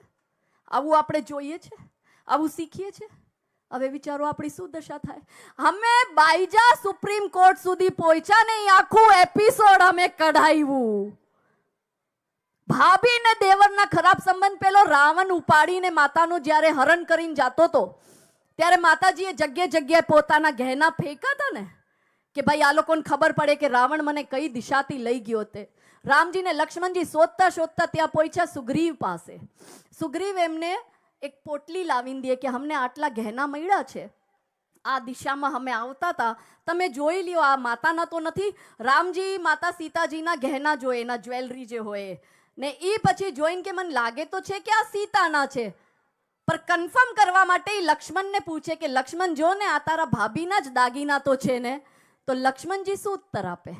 लक्ष्मण जी के भाई मुझे क्या पता, मैंने तो भाभी के चरणों के सिवाय कभी उसको आंख ऊंचा करके देखा भी नहीं। आ छे भाभी ने देवर ना संबंध, भाभी मां સમાન હોય છે, એમાં ભાભી ને દેવર ના આડવા સંબંધ દેખાડ્યા। એટલે આવું જ જોઈએ, પછી આવી જ વિકૃતિ આપણા મનમાં આવે। આખો દિવસ બહેનો ફોનમાં આ જોય, આખો દિવસ ભાઈઓ ફોનમાં આ જોય, એટલે ઘરમાં જેમ જાય તો એને એની બેનમાંય ખરાબ નજર જાય, એની મોટી વહુમાંય ખરાબ નજર જાય, નાની વહુમાંય ખરાબ નજર જાય, દાદી પોતાના સંબંધ આવું ખરાબી દેખાડે છે। એને કોલેજમાં આપણી દીકરી આવા ખરાબ ગીત ઉપર નાચે છે। હવે મોટા જગ્યાએ લગ્નોમાં પરિવાર આમ બેઠું હોય ને પરિવારની દીકરીઓ નાચે છે, બ્લાઉઝ અને ઘાઘરામાં, ચુન્ની ભી ના હોય। પહેલાના જમાનામાં હીરા મંડી જેવી જગ્યામાં જવું પડતું હતું બહેનોને આવા નાચવા જોતા। यहाँ બ્લાઉઝ ને ઘાઘરામાં છોકરીઓ નાચતી, यहाँ ચુન્ની નથી હોતી। હવે દરેક ઘરમાં આવી રીતના નાચે છે। આ શરમની વાત છે આપણા માટે। કઈ જગ્યા આપણે આપણી સંસ્કૃતિ, આપણું કલ્ચર લઈ જઈએ છીએ? શું આ છે નારી શક્તિની પરિભાષા? આવા ગંદા નાચે છે ને કે હું નારી શક્તિ છું, હું સ્ત્રીવાદ છું। અસલ સ્ત્રીવાદ એ હતો જે મારી રાણી નાયિકા દેવીએ કરીને દેખાડ્યું। અસલ સ્ત્રીવાદ એ છે જે રાણી લક્ષ્મીબાઈ, રાણી ચિન્નમા, રાણી દુર્ગાવતીએ કર્યું, જે રાણી કર્ણાવતીએ કર્યું, જે રાણી કમલાપતિએ કર્યું, જે માતા જીજાએ કર્યું, જે માતા જયવંતાબાઈ કર્યું, જે અહિલ્યાબાઈ હોલકરે કર્યું, શિવ ભક્ત આપણી અહિલ્યાબાઈ હોલકર. જેવી રીતના આદિગુરુ શંકરાચાર્યજી ભારતના ચારેય ખૂણોમાં જઈને મઠની સ્થાપના કરી, એવી આપણી અહિલ્યા માતા ઇસ્લામિક આક્રમણકારીઓના આટલા અટેક આપણા ભારત ઉપર થયા તો એક નારી સમાજમાં ઊભી થઈ. કેમ કે લખ્યું છે ને કે સમાજને ઊંચી દિશા ને ઉચિત દશા દેવાનું કામ કેવલ ને કેવલ નારી શક્તિ કરી શકે છે. આટલી શક્તિ એનામાં હોય છે એટલે એની નામની પાછળ શક્તિ લાગે છે. તો માતા અહિલ્યા હાથમાં શિવ લઈને ભારતના ખૂણે ખૂણે જાય છે કે જ્યાં જ્યાં મુગલોએ આ ઇસ્લામિક આક્રમણકારીઓ આપણા મંદિર તોડ્યા છે, આ મંદિરોનું પુનર્નિર્માણ કરાવે છે ને યાત્રીઓ મંદિર સુધી સકુશલ પહોંચે એટલે ધર્મશાળા પણ બનાવે છે. એક નારી આવી નીકળી પડે સમાજમાં તો જ્યારે ત્યારે કરી શકતા હતા તો આપણે બી તો એની સંતાનો છે. હવે કેમ આપણે નથી કરી શકતા? કેમ આવું બધું થાય છે? આ સમાજને ચિંતા કરવી પડશે. અબ્દુલ આફતાબ આપણી દીકરીના 35 કટકા કરી નાખે, સમાજ મૌન થઈને બેસી જાય. મંદિરો ઉપર કબજો થાય, સમાજ મૌન થઈને બેસી જાય. જમીનો ઉપર કબજો થાય, સમાજ મૌન થઈને બેસી જાય. અહીંયાથી ચાદરવાળો ધર્માંતરણ કરે છે, અહીંયાથી ફાદરવાળો ધર્માંતરણ કરે છે, સમાજ મૌન બનીને બેસી ગયું. પ્રશ્ન કરો, ક્યારે કોઈ ઈસાઈ કન્વર્ટ થાય? ન થાય. ક્યારે કોઈ મુસલમાન કન્વર્ટ થશે? નહીં થાય. કેમ હિન્દુ જ કન્વર્ટ થાય છે ને કેમ આપણી દીકરી હસતા હસતા આ જિહાદીઓના ઘરે વહી જાય છે? કેમ કે સમાજ કમજોર થઈ ગયું, સમાજમાં બહેનો કમજોર થઈ ગઈ, બહેનોના મગજને બગાડવામાં આવ્યા, બહેનોને કમજોર કરવામાં આવ્યું. ત્યારે તો આપણી દીકરી હસતા હસતા અહીંયા જાય. 3 પ્રશ્ન પોતાની અંતરાત્માથી કરો મારી બહેનો. પહેલો પ્રશ્ન કે જે આપણી દીકરી આપણા ઘરમાં જીન્સ, ટી શર્ટ, ફેશનવાળા કપડાં, સ્લીવલેસ, બેકલેસ, એ બધા જ કપડાં પહેરતી હોય, ટૂંકા કપડાં પહેરતી હોય, એ જ આપણી દીકરી ઓલા જિહાદીના ઘરે જઈને બુરખો પહેરવા માટે કેમ તૈયાર થઈ જાય છે? આ પહેલો પ્રશ્ન. બીજો પ્રશ્ન, જે આપણી દીકરી આપણા ઘરમાં પેલી રોટલી ગૌ માતાને ખવડાવે છે એ જ આપણી દીકરી ઓલા જિહાદીના ઘરે જઈને ગૌમાંસ પકાવવા માટે ને ગૌમાંસનું ભક્ષણ કરવા માટે કેમ તૈયાર થઈ જાય? આ બીજો પ્રશ્ન. ત્રીજો અને અંતિમ પ્રશ્ન, જે આપણી દીકરી આપણા ઘરમાં એને થોડુંક ઓછું ભાગ મળે ને એના ભાઈથી કે બહેનથી તો કમ્પ્લેન કરે, મમ્મી તમે ભાઈને વધારે આપ્યું, મને ઓછું આપ્યું, પપ્પા તમે ભાઈને 2 જીન્સ લઈ દીધા, તમે દીદીને 2 જીન્સ લઈ દીધા, મને એક જ જીન્સ લઈ દીધી. નાની મોટી નોકઝોક દરેક ઘરમાં દરેક ભાઈ બહેનમાં થાય છે, કઈ મોટી વાત નથી. આ મીઠી નોકઝોક છે. એ જ આપણી દીકરી ઓલા જિહાદીના ઘરે જઈને 3 સોતનો સાથે રહેવા માટે કેમ તૈયાર થઈ જાય છે? કેમ કે મિયામાં તો 4 નિકાહ કરવા જાય જ છે ને. આપણી દીકરી જાય ને હું સમજાવું કે અરે ઓલો લગ્ન કરેલો છે તો કે મને ચાલશે, સોતન હશે તોય હું રહીશ તો મારા અબ્દુલ જોડે જ. કેમ આવું મગજ કેમ થઈ ગયું આપણી દીકરીનું? કેમ કે મારા ભોળા ભાડા હિન્દુ ભાઈ બહેનો, આ કોરી પાટી છે, બ્લેન્ક સ્લેટ કહીએ ને આપણે, એ છે.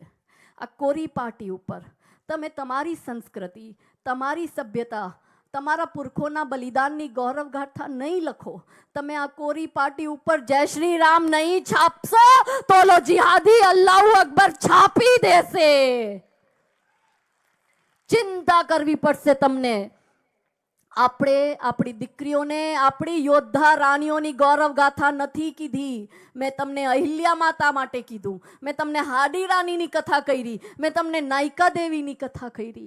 જાજો તમારા પરિવારમાં દીકરી ન હોય તો જે દીકરીને ઓળખો, તમારી પાસે ના હોય ને દૂર હોય, ફોન કરજો, એને કહેજો દીકરા આ જો આપણા ઇતિહાસ. બોલિવૂડ વાળા આના ઉપર પિક્ચર નહીં બનાવે, કોઈ સરકાર આના ઉપર ચોપડી નહીં છાપે. તમારી સંસ્કૃતિ, તમારી સભ્યતા તમારે બચાવવી પડશે. આપણે આપણા દીકરીઓને ગૌરવ ગાથા નથી કીધી ત્યારે તો આપણી દીકરીઓ પોતાનું બચાવ કરવા માટે સક્ષમ નથી. નાની નાની દીકરીઓના બલાત્કાર થાય છે, નાની નાની છોકરીઓના બલાત્કાર થાય છે. આપણે આપણી દીકરીઓને ગુડિયા કહીને રાખીએ છીએ. તમને બંગાળની ડોક્ટરની કથા ખબર છે? બંગાળના આર્જિકલ મેડિકલ કોલેજમાં એક ડોક્ટર દીકરીનું બલાત્કાર થયું. એ ઘટના કેટલાઓને ખબર છે? મને હાથ ઊંચા કરીને બધાને ખબર, કેમ કે બહુ હો આપો એમાં થયો હતો. હવે વિચારો, જે આપણી દીકરી જે જગ્યાએ ભણે છે, એનું મેડિકલ કોલેજ બી હતું ને, ત્યાં એ જોબ બી કરતી. જે જગ્યાએ હોસ્પિટલમાં ભણે છે, મેડિકલ કોલેજમાં, જે જગ્યાએ એ નાઇટ ડ્યુટી ઉપર છે, ત્યાં જ દીકરી સુરક્ષિત નથી, ત્યાં જ એનું બલાત્કાર થઈ જાય ને એની હત્યા કેમ થઈ જાય છે? કેમ આપણી દીકરી પોતાની આત્મરક્ષા કરવા માટે સક્ષમ નથી? માતા પિતા લાખો રૂપિયા ખર્ચ કરે ત્યારે દીકરી જઈને ડોક્ટર બને. કેટલા સપના હોય માતા પિતાના કે અમારી દીકરી મોટી થશે, ડોક્ટર બનશે, મારા સમાજનું, મારા ગામનું નામ ઊંચું કરશે. એ જ દીકરી જ્યાં કામ કરે, જ્યાં ભણે, ત્યાં રેપ થઈ જાય. આપણે આપણી દીકરીના હાથમાં પેન આપી દીધી, આપણે આપણા દીકરીના હાથમાં સ્ટેથોસ્કોપ આપી દીધું, આપણે આપણી દીકરીના હાથમાં નોટબુક આપી દીધી, પણ આપણે આપણી દીકરીના હાથમાં કટાર ને તલવાર નથી આપી. બેટી બચાઓ બેટી પઢાઓ સુધી આ સમાજ સીમિત થઈ ગયું છે, पर बेटी बचाओ बेटी पढ़ाओ ની સાથે સાથે બેટીઓ को सशक्त बनाओ પણ આ સમાજની મારી તમારી જવાબદારી છે कि बेटी को तलवार थमाओ, बेटी लड़ भी जाएगी और बेटी यदि बच पाएगी तो बेटी पढ़ भी जाएगी. बचे છે આપણી દીકરીઓ, સારી સડકો બનાવો છો, એ સડકો ઉપર ચાલવા માટે આપણી દીકરીઓ સુરક્ષિત છે નહીં. આપણે દીકરીઓને આત્મરક્ષા કરતા ન શીખડાવી, આપણે એને શું બનાવ્યું? પાપા કી પરી. મારું દીકરો, મારી લાડો, મારી ઢીંગલી, આપણે શું કહીએ? મારી ઢીંગલી. ગુડિયા ગુડિયા આપણે એને કરીએ છીએ. આપણે એને ગિફ્ટમાં શું આપીએ? ઢીંગલી. પેલી બાર્બી ડોલ આવી ને, સારી સારી ઢીંગલીઓ આપે. આપણા કુટુંબમાં હર કોઈ દીકરીનું જન્મદિવસ હોય તો આપણે એને પણ બાર્બી ડોલ આપીએ છીએ, બોલાવે છે આપણે એને શું કહીને? મારી ગુડિયા રાની અહીંયા આવ ને. હવે આપણે એને ગુડિયા કહીને એને ગુડિયા બનાવી દીધી कि गुड़िया गुड़िया करते हो, गुड़िया जैसे शौक तुम्हारे गुड़िया सी बन जाती हो, वीर प्रसूता होके भी पल पल क्यों नीर बहाती हो, अरे शक्ति स्वरूपा हो तुम तो, जगदम्बा की अवतारी हो, क्या दुर्योधन क्या दुशासन, तुम स्वयं काल पर भारी हो, मगर वर्जना क्यों करती हो, मगर वर्जना क्यों करती हो, ढालों से तलवारों से, बस एक बार तो लगन लगा लो मृत्यु नाचती ढारों से, अरे रक्त बीज को रणचंडी का रक्तिम रूप दिखाएंगे, रक्त बीज को रणचंडी का रक्तिम रूप दिखाएंगे, तब तुम खुद अपना चीर बचा लो, श्री कृष्ण कहां तक आएंगे. ક્યાં સુધી આવશે કૃષ્ણ ભગવાન? એ બી કહે છે ભાઈ આત્મરક્ષા કરતા શીખો, પણ આપણે આપણી દીકરીઓને આત્મરક્ષા કરતા ન શીખડાવી. નારી શક્તિની પરિભાષા બદલી દીધી. આ દેશમાં નારી શક્તિની પરિભાષા શું થઈ છે? વૃક્ષારોપણ કરો, નારી શક્તિ. હાથમાં કોણ લઈ જઈને જે પોલિટિકલ પાર્ટીના છો એનું ચિત્ર દોરો, તમે નારી શક્તિ. ગામડે ગામડે જઈને સેનેટરી પેડ દઈને આવો, હેશટેગ નારી શક્તિ. કોઈ નેતા આવે ને એના માટે ભીડ ભેગી કરો, હેશટેગ નારી શક્તિ. શું આ નારી શક્તિ છે? નારી શક્તિ એને કહેવાય કે ઓલા 30,000 મુગલો આપણા ગઢવાલી રાની શ્રીનગરની એના ઉપર આક્રમણ કરવા જાય. ઓલા 30,000, આ રાણીની પાસે 3,000ની સેના, અને શ્રીનગરની ઘાટી ઉપર પોતાના સૈનિકોને ચતુરાઈથી એવી રીતના ગોઠવે કે ઓલા 30,000 એના ચક્રવ્યૂહમાં ફસી જાય, અને 30,000 મુગલો રાની પાસે ક્ષમાદાન માંગે કે રાની અમને માફ કરી દો, અમને જીવતા જવા દો.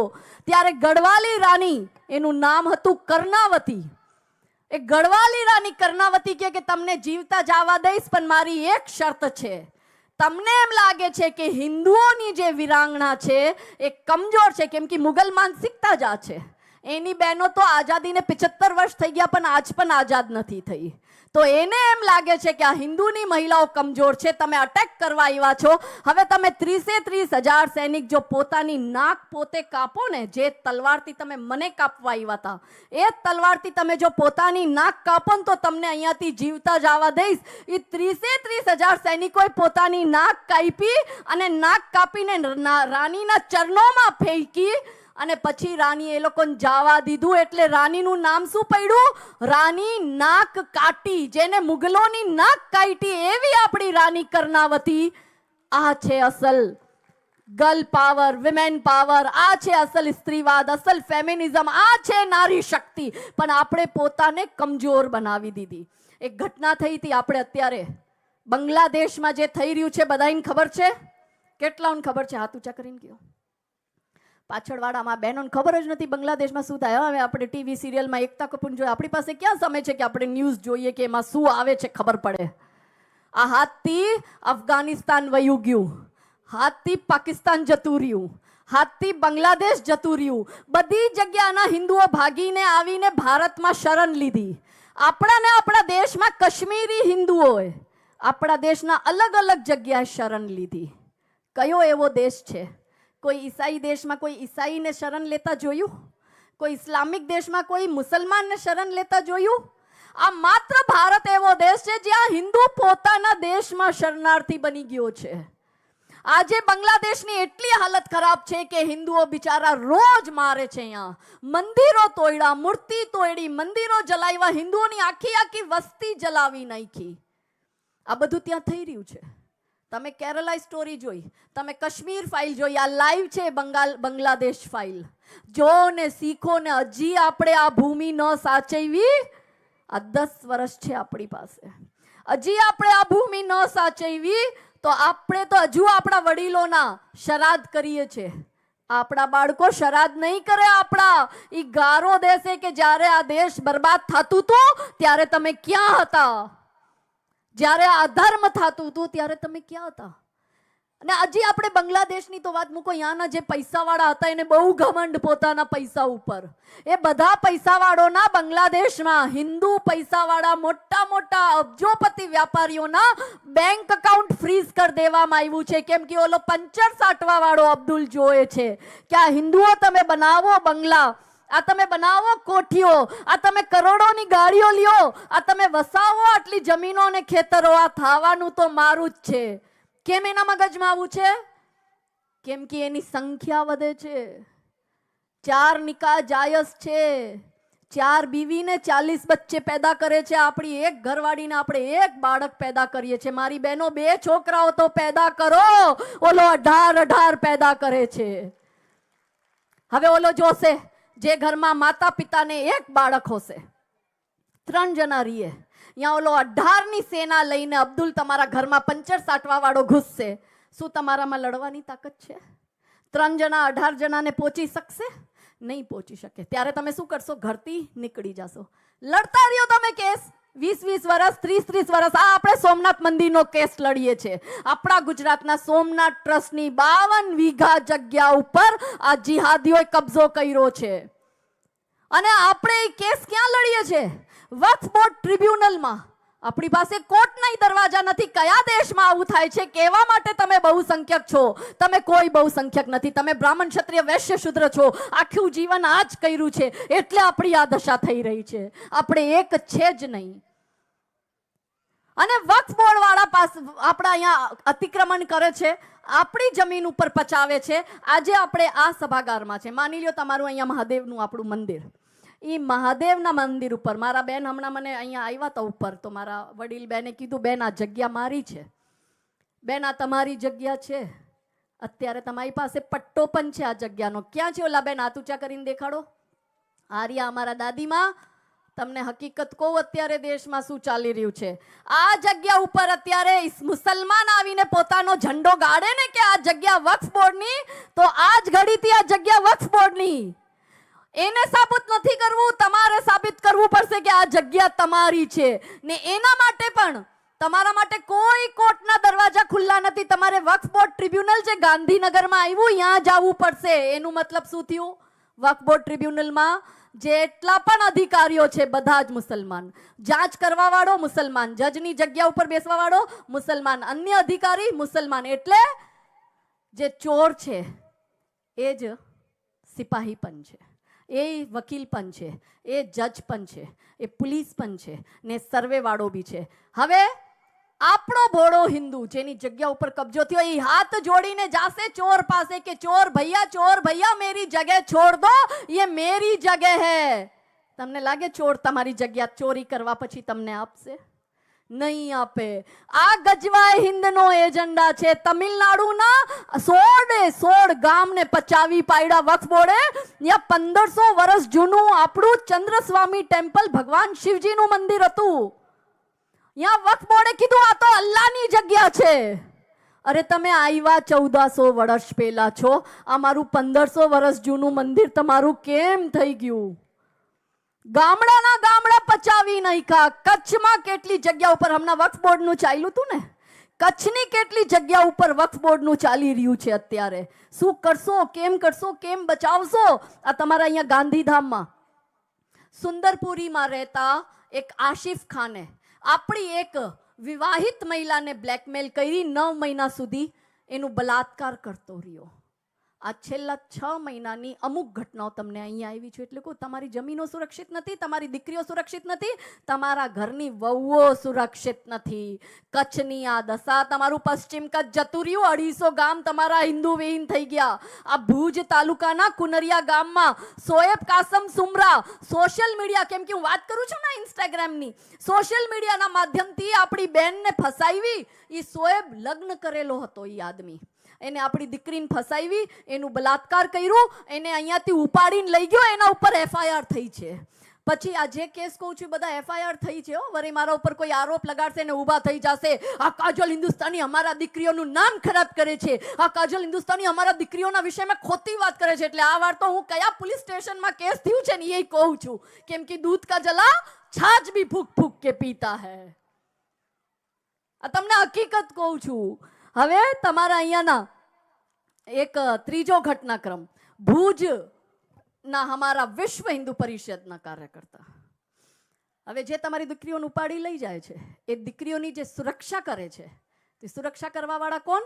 હિન્દુ સંગઠનના છોકરાઓ. એમાંય જે સપ્તી આગળ રહેશે, તમારા ભુજમાં 2-3 જણા જે અમારા છે, એવા અમારા અનિકભાઈ છે, અમારા ભાવેશભાઈ છે, અમારા કિરીટભાઈ છે, અમારા મહાદેવભાઈ છે, એવા અમુક લોકો છે જે તમારી દીકરીઓ માટે પોતાના ઘરનું પેટ્રોલ બારીને આખી રાત પોલીસ સ્ટેશનમાં બેઠા હોય છે. એમાં આપણા વિશ્વ હિન્દુ પરિષદના એક કાર્યકર્તા છે. ક્યાં છો ભાવેશભાઈ? મને દેખાવ તો ક્યાં છો? ઊભા થાઓ. આ રહ્યા, જો આ ભાવેશભાઈ આ પીળી ટી શર્ટમાં ઊભા છે. ભાઈ કેમેરા એમની તરફ લ્યો. ભાવેશભાઈ ઉપર આ જુલાઈ મહિનામાં આ મુસલમાન જે હતો અહીંયાનો મોહમ્મદ નિઝામ ને ઇરફાન બ્લોચ ને એના સાથીઓએ એના ઉપર હુમલો કર્યો. સમાજનો એક વ્યક્તિ જઈને એની પાસે ઊભો ના રહ્યો ને એ આટલો મોટો હથિયાર લઈને ભાવેશભાઈને આમ મારવા ગયો ને, તો ભાવેશભાઈ આમ મુડી ગયા ને એના પાછળ એટલો મોટો ઘા લાગ્યો. એને 40 થી ઉપર ટાંકા આવ્યા છે. આ એને પોતા માટે નથી કર્યું, તમારા દીકરીઓને બચાવવા માટે કરે છે. શું મળે છે એને? ભાવેશભાઈ પાછળ 10 હિન્દુ ઊભા ન રહ્યા. હું 350 કિલોમીટર દૂરથી એમને મળવા આવી, એમને જોવા આવી, પણ અહીંયા ને અહીંયા તમારા ગામના 10 લોકો ભેગા થઈને આવેદન દેવા પણ ન ગયા. કોઈએ રેલી ના કાઢી, કોઈ એને ઘરે જોવા નથી ગયું, કોઈ એને મદદ કરવા ન ગયું. પછી કોણ તમારા માટે લડશે? તમારામાં લડવાની શક્તિ છે જ નહીં. જે તમારા માટે લડે છે એની સાથે ઊભી રહેવાની પણ શક્તિ નહીં. ઘણી જગ્યા હું આમ મંચમાં બોલું છું ને, તો અમુક લોકો આમ બિચારા ડરી જાય ને, મંચ ઉપર ડોડા થઈને આમ બેઠા હોય સોફા ઉપર, પછી આમ અંદર ધબકારા વધે એટલે ચિઠ્ઠી લખીને મોકલે, કાજલબેન બહુ હિન્દુ મુસ્લિમ ન કરતા. મેં કીધું આ સમાજ કેટલો કાયર થઈ ગયો, સાંભળવાની શક્તિ નથી, બોલવાની પણ શક્તિ નથી, પણ જે બોલે છે એને તમે રોકવા આવો છો. આ કેટલું કાયર સમાજ થઈ ગયું. કેવી રીતના આપણે આ યુદ્ધને લડશો અને જીતશો જો આપણે આટલા ડરશો?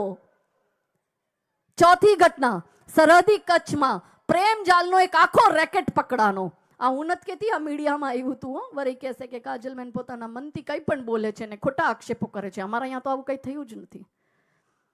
સારું, એક તો આપણું ઘરનું કરવું, ઘરનું તેલ બારવું, દુનિયાભરની દુશ્મની મોલ લેવી, આટલી FIRઓ થઈ. અહીંયા અમે જેલમાં જઈ આવ્યા, 5 દી અમે જેલના રોટલા ખાઈ આવ્યા. બાળકો મારા 25-27 દિવસ બાનું મૂડવું નથી જોતા. મને શું મળે છે? કઈ તમે મને આપો છો? મેં આ સમાજ પાસે, એટલે આપવા માટે અમારો સમાજ બહુ સારો છે, એ આપે જ, પણ મેં ક્યારેય સમાજ પાસે 1 રૂપિયાનું દાન નથી લીધું. મને લોકો, હું જાઉં ને બારે, જે જગ્યાએ મારો ઉતારો હોય ને, જે ગામમાં જાઉં, તો એ ગામનો અંબાની જ હોય જેના ઘરે મારો ઉતારો હોય. એ આમ બ્લેન્ક ચેક લખે, બેન તમે રકમ ભરો આમાં. અમુક લોકો આવડું કવર લાવે, એમાં આટલી થપ્પીઓ હોય નોટની. બેન તમે જે કામ કરો ને લખો. હું એને હાથ જોડું ને શું કહું? આટલું ક્યારે બોલી શકું? કેમ કે મને ખબર છે કે મેં મારા જીવનમાં શું કામ કર્યું છે. હું એને હાથ જોડીને કહું કે મારા વડીલો, તમે તમારા આશીર્વાદ આપો. મારા ઉપર ત્રણેય માતાઓની કૃપા છે. લક્ષ્મી માતાની બી કૃપા છે, દુર્ગા માતાની બી કૃપા છે ને સરસ્વતી માતાની કૃપા છે. એટલે તમે ખાલી મને આશીર્વાદ આપો, બીજું મારે કાંઈ જ નથી જોતું. હું શેના માટે કરું છું? હું એ સારી જીવન જીવી શકું. મારા ઘરે કઈ કમી નથી. સારું કમાવે છે મારો વર, મારા સાસરિયાઓ પાસે ખૂબ છે, મારા પિયરવાળો પાસે ખૂબ છે. આ સારું જીવન છોડીને હું આ રખડું છું. આ રીતસર સ્કીન બારી નાખી શેના માટે કરું છું? કે મને ખબર છે કે આ આવનારી પેઢી આપણું દેશ બરબાદ કરી નાખશે. જો એને આપણા પુરખાઓનું બલિદાન નહીં ખબર હોય તો એનું ષડયંત્ર થાલે ત્યારે તો આ આપણી દીકરીઓ, આ જો હું આખું અહીંયા આગળ પાછળ લખીને લાવી છું, અમુક જ કેસ લખીને લાવી છું. તમારા કચ્છના બધા કેસ નથી લખીને લાવી, કેમ કે પાનું ટૂંકું પડી જાય ને સમય ઓછો પડી જાય. એટલે સરહદી વિસ્તારમાં નાબાલિગ છોકરીઓને ફસાવીને ઉપાડીને લઈ જવાના કેસ બન્યા છે, જેની ઉંમર 18 વર્ષથી નાની છે. એમાં એક માંડવી પોલીસ સ્ટેશનમાં આ એફઆઈઆર થઈ છે. એમાં રજાક સુમરા આપણી નાની બાળકીને ઉપાડીને લઈ ગયો, જેની ઉંમર 18 વર્ષથી નાની હતી.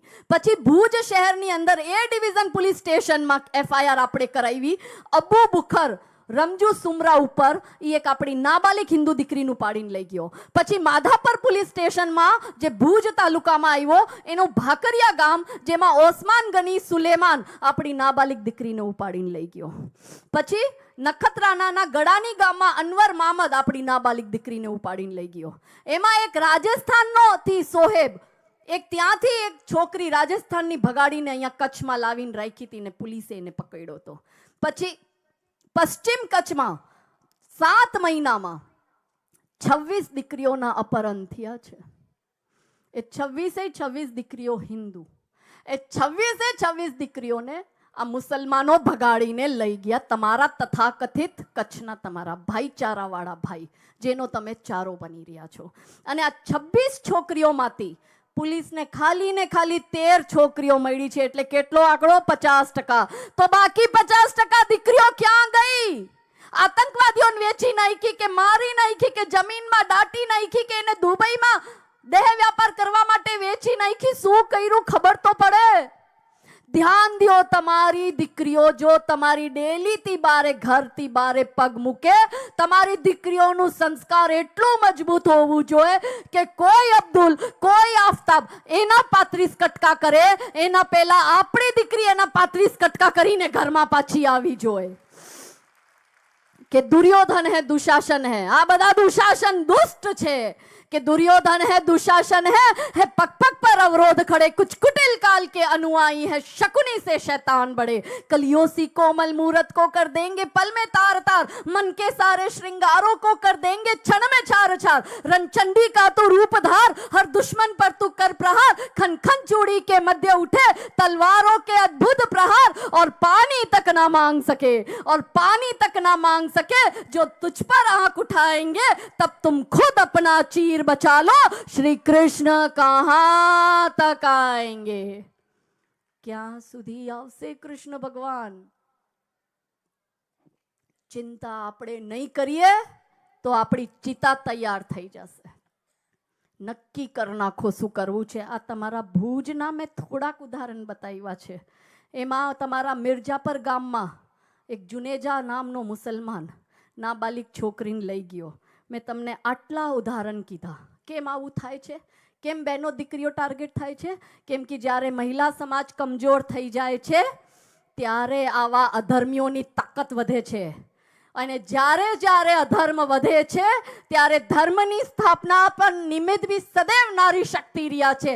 સતયુગ હોય, ત્રેતાયુગ હોય, દ્વાપર યુગ હોય, માતા દુર્ગા હોય, માતા સીતા હોય કે માતા દ્રૌપદી હોય, દરેક કાલખંડમાં જ્યારે જ્યારે અધર્મ વધ્યું છે ત્યારે ધર્મની સ્થાપનાની નિમિત્ત સદૈવ નારી શક્તિ રહી છે. ને આ કલયુગમાં બી આવા નર પિશાચી નર ભક્ષીઓનો નાશ યદિ કોઈ કરી શકે તો મારી માતાઓ બહેનો તમે જ કરી શકો છો. તમારા એક એકના હું મૂડા જોઉં છું, મને એક એક દુર્ગા સ્વરૂપા તમારામાં દેખાય છે. જરૂરત છે એને જાગૃત કરવાની. તમે જે ગૌ ખાવ છો એ જ હું ગૌ ખાઉં છું. તમે જે ચાવલ ખાવ છો એ જ ચાવલ હું ખાઉં છું. તમે ને હું એક જ શાકભાજી ખાઈ છું. મને કઈ ઉપરથી અલગથી નથી કોઈ આપી દેતું. કેમ હું આટલી શક્તિથી લડું છું? કેટલાઓની જેલ જવાની તૈયારી છે. આ યુદ્ધ તમે કેમ જીતશો? ઓલો જેલ જવા માટે તૈયાર છે, ઓલો મર્ડર કરીને જેલ જાય છે, તમારી નાબાલિગ છોકરીને ઉપાડીને ઈ જેલ જવા માટે તૈયાર છે, કેમ કે એને ખબર છે કે એક જેલમાં વયો જશે તો પાછળ મારે 17-18 છે ટોળકી આવી. આપણું શું થશે? કેવી રીતના આપણે આ કરશો? એટલે મારી બહેનો, જ્યારે સમાજમાં મહિલા સમાજ કમજોર થાય ત્યારે ન્યાય વ્યવસ્થા બી કમજોર થાય. હવે તમને એમ લાગશે ન્યાય વ્યવસ્થા કેમ કમજોર થાય? તમને એક ઉદાહરણ કહું ઓડિશાનું. ઓડિશામાં એક 6 વર્ષની બાળકીની રેપ થાય, એનું બલાત્કાર થાય ને પછી એની હત્યા થાય. અકિલ નામનો ને આશિફ નામના આ 2 છોકરાઓ જેની ઉંમર 37 વર્ષ ને 38 વર્ષ છે, એ આપણી બહેનનું 6 વર્ષની દીકરીનું બલાત્કાર કરે ને એનું મર્ડર કરે. 2014માં એનું બલાત્કાર ને મર્ડર થાય. 2022માં પોસ્કો કોર્ટ આ નિર્ણય આપે કે આ અકિલ ને આશિફને ફાંસીની સજા થાય. આ અકિલ ને આશિફ ઓડિશા હાઈકોર્ટ પહોંચે. ઓડિશા હાઈકોર્ટનો જજ 2024માં હમણાં જુલાઈ મહિનામાં શું ચુકાદો આપે? જે અકિલ હોય, જે બલાત્કારી ને હત્યારો હોય 6 વર્ષની દીકરીનો, એને છોડી દે, સજા મુક્ત કરી નાખે એને. ને બીજો જે હોય આશિફ નામનો, એના માટે જજ સાહેબ બેસીને બાયોડેટા બનાવે છે. એક નરાધમીને છોડી દીધો કેમ કે મહિલા સમાજ કમજોર થઈ ગયું, ને બીજાનો જજ સાહેબ પોતે બાયોડેટા બનાવે. આપણે marriage.com માં આપણા છોકરાઓના બાયોડેટા મોકલીએ ને કે સગપન કરવા માટે, એવી રીતના જજની કુર્સી ઉપર બેસીને શું કહે છે એને રીતસર લખ્યું છે. એનો ચુકાદો છે, મારા મનથી નથી બોલતી, તમને ઇન્ટરનેટમાં સાંભળવા મળશે, જોવા મળશે. જજ કહે છે, જજ છે એક સાહુ, जस्टिस साहू ने जस्टिस पटनायक, બંને हिंदू जज. जज किए कि आशिफ बहुत अच्छा लड़का है. आशिफ जेल के अंदर 5 बार नमाज करता है. आशिफ अल्लाह की इबादत करता है. आशिफ ने खुद को अल्लाह के समक्ष समर्पित कर दिया और अपने गुनाहों को अल्लाह के सामने मान लिया. आशिफ 12वीं तक पढ़ा लिखा है. आशिफ के घर में 2 बहनें हैं और एक विधवा माता है. आशिफ के पिता की जब मृत्यु हो गई उसके बाद आशिफ को नौकरी करनी पड़ी, क्योंकि उसके पिता की मृत्यु हो गई तो उस पर घर की जिम्मेदारी आई, इसलिए आशिफ ने पढ़ाई छोड़ दी. आशिफ बहुत अच्छा क्रिकेट खेलता था अपने स्कूल में, और वो बहुत अच्छा फुटबॉल भी खेलता था. और आशिफ फिर बॉम्बे गया कलर काम करने के लिए. और आशिफ को मैंने पूछा कि तेरे को जो फांसी की सजा दी है पॉस्को कोर्ट ने, उस फांसी की सजा को मैं कम करके तुझे आजीवन सजा में परिवर्तित कर दूं तो बोल आशिफ तुझे चलेगा? और आशिफ भैया ने कहा हाँ, उसको स्वीकार है. इसलिए मैं आज ये निर्णय देता हूं कि आशिफ की फांसी की सजा को मैं आजीवन उम्र कैद में परिवर्तित करता हूं. आ विचारो, जज आવું બોલે છે. આ શરમની વાત છે. 6 વર્ષની બાળકીના બલાત્કારીને શું કઈ છેલ્લે કીએ? Every sinner has a future. દરેક પાપીને દુષ્ટનું ભવિષ્ય હોય. તો શું ઓલી નાની 6 વર્ષની દીકરીનું કાંઈ ભવિષ્ય નતું? ઈ કોઈની દીકરી નથી. ઈ મોટી થઈને ડોક્ટર, કલેક્ટર, એન્જિનિયર બનતી હતી ને. ઈ મોટી થઈને એના બુઢા મા બાપની સેવા કરતી હતી ને. બલાત્કારીનું તમને ભવિષ્ય દેખાય છે એટલે એને તમે મુક્ત કરી દો છો. કેમ? કેમ કે મહિલા સમાજ કમજોર થઈ ગયું અને તમારું બચાવ તમારે કરવું છે. કોઈ સરકાર, કોઈ પોલીસ, કોઈ જજ, કોઈ સંત્રી, મંત્રી, તંત્રી કોઈ બચાવવા નહીં આવે. જ્યારે સતયુગમાં માતાજીએ વધ કર્યું મહિષાસુરનું, તો વધ કરવા પછી જ્ઞાન સભા બેઠી, ચર્ચા થઈ. બ્રહ્મા, વિષ્ણુ, મહેશ બી એમાં હતા. અને માતાજીએ પૂછ્યું શિવજીને કે તમે ત્રણેય તો તાકતવર, તમે ત્રણેય ત્રિકાલદર્શી. મહાદેવને તો બધું જ ખબર હતું. મહાદેવને તો ખબર જ છે સતયુગમાં કે કલયુગમાં શું થવાનું છે. તો તમારા પાસે આટલી શક્તિ, તો તમે મને કેમ કીધું મહિષાસુરનું વધ કરવા માટે?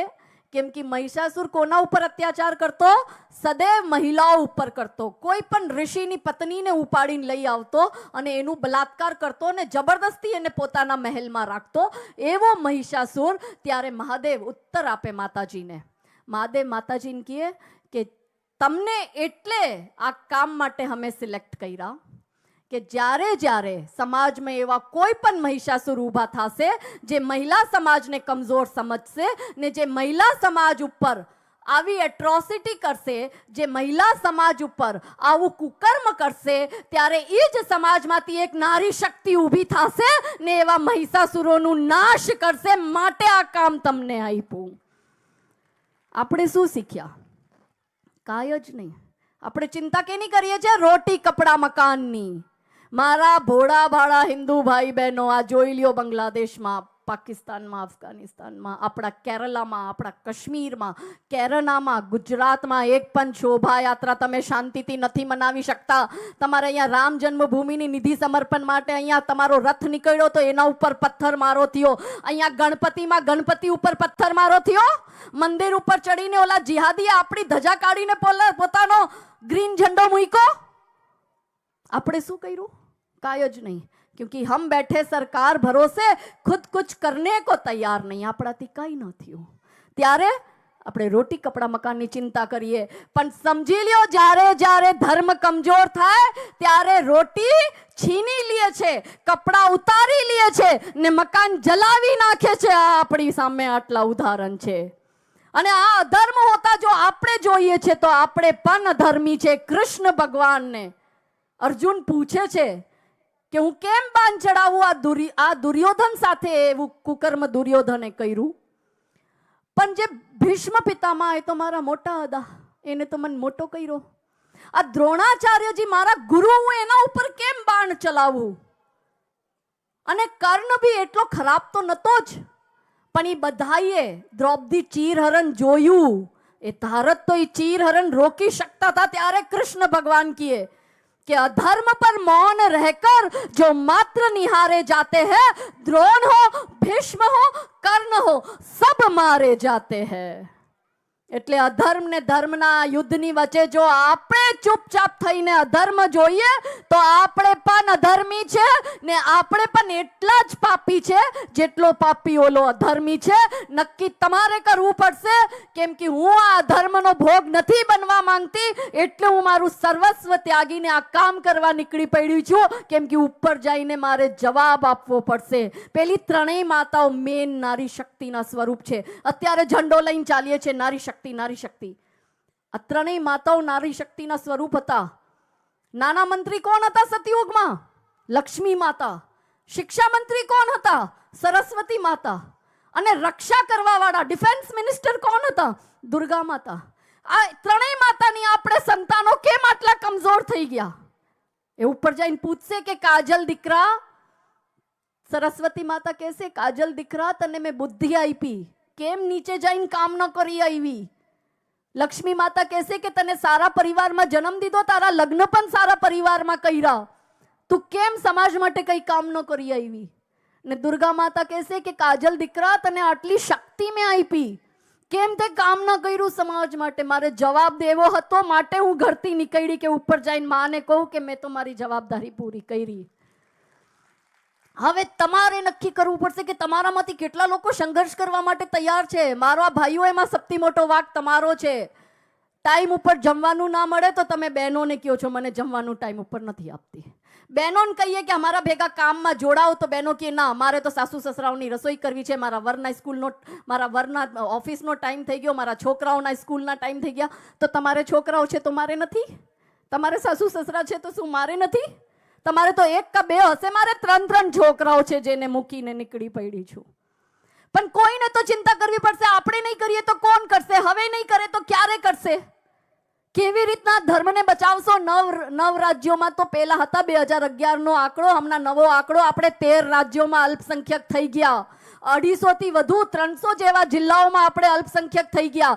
બટતા બટતા કટ્ટા કટ્ટા આપણે મુઠ્ઠી ભર રહી ગયા છે. આ એક માત્ર અમને માતૃભૂમિ મળી છે કે છત્રપતિ સંભાજી મહારાજે 40 દિવસ સુધી ઔરંગઝેબની જેલમાં યાતના સહન કરી. આપણે એની સંતાનો હસતા હસતા આપણા કટકા લખી લખીને જ્યાદીઓને દઈએ છે. અહીંયા ગામડાઓ તમારા કચ્છમાં 250 ગામડાઓ હિન્દુ વિહીન થઈ ગયા. અહીંયાથી હિન્દુ ભાગે છે. 10 વર્ષમાં તૈયાર રહેજો. જો તમે આ કચ્છ નહીં તમારો બચાવો તો પોટલા બાંધી લેજો. જો લડવાની ને સંઘર્ષની હિંમત નથી તો તમે પણ ભાગશો. જેવી રીતના કાશ્મીરમાંથી ભાગ્યા, જેવી રીતના અત્યારે બંગાળમાંથી ભાગો છો, અને કચ્છમાંથી ભાગીને તમારે સૌરાષ્ટ્ર આવવું પડશે શરણ લેવા. આ દશા તમારી થઈ ગઈ છે. અહીંયા ચિંતાનો વિષય છે. એટલે મારી આ બહેનો બેઠી છે જે નારી શક્તિના સ્વરૂપમાં અહીંયા બેઠી છે, આ બધી આજે આપણે ચર્ચા કરી, આ બધી સમસ્યા હતી. હવે અંતમાં હું સમાધાન આપું છું, પછી મારી વાણીને વિરામ આપીશ. સમસ્યા છે તો સમાધાન બી છે. સમસ્યાથી ભાગવું ક્યારેય સમાધાન ન હોઈ શકે. એટલે શું કરવું છે મારી બહેનો? હું એમ નથી કહેતી તમે મારી જેમ ઘરથી નીકળી પડો બાળકો મૂકીને, જીવન દુનિયાભરની આખી દુશ્મની મોલ લ્યો, જીવન હરામ કરો. મેં એક મારું કર નાખ્યું ઘણું છે.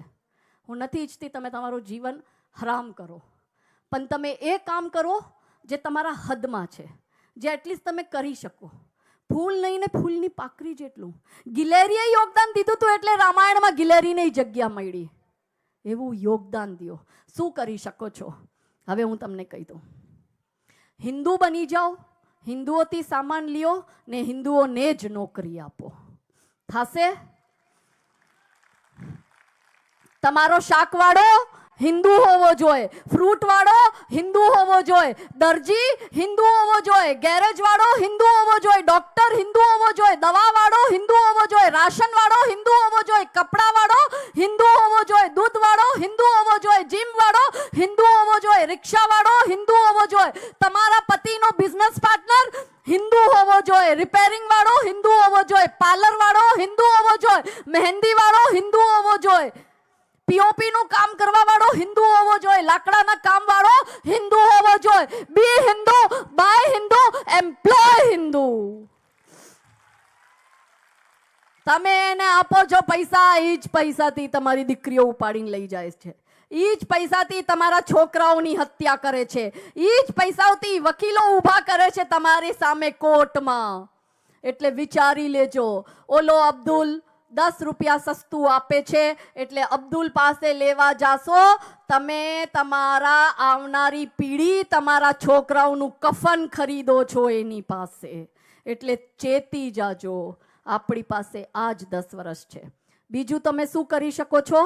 અહીંયાથી જવા પછી 5 પરિવારોને તમારે સંપર્ક કરવું છે ને આજનું જે આપણે આખી ચર્ચા કરી, આ આખી ચર્ચામાં તમે જે શીખ્યા, જે સાંભળ્યું, એ બધું એની સાથે ચર્ચા કરજો. નાની નાની બાળકી ઉપર ધ્યાન દેજો. હું એમ નથી કહેતી જાસૂસી કરો. એને કહેજો દીકરા આ પાપીઓને દુષ્ટોથી ભરી છે. એ ભલે દીકરી તમારા પાડોશીની હોય કે કોઈ અન્ય સમાજની હોય, એને કહેજો દીકરા જેને નથી ઓળખતી એની સાથે સોશિયલ મીડિયા ઉપર દોસ્તી ન કરતી. એ ખોટું નામ રાખીને તારી સાથે દોસ્તી કરશે, પછી તારું જીવન હરામ કરશે ને તારાથી લવજિયાત કરશે, તને બ્લેકમેલ કરશે ને છેલ્લે તારા 25-50 કટકા કરશે. એટલે આજે જે વાત કરી 5 પરિવાર સાથે તમે વાત કરજો. બીજું શું કરી શકો?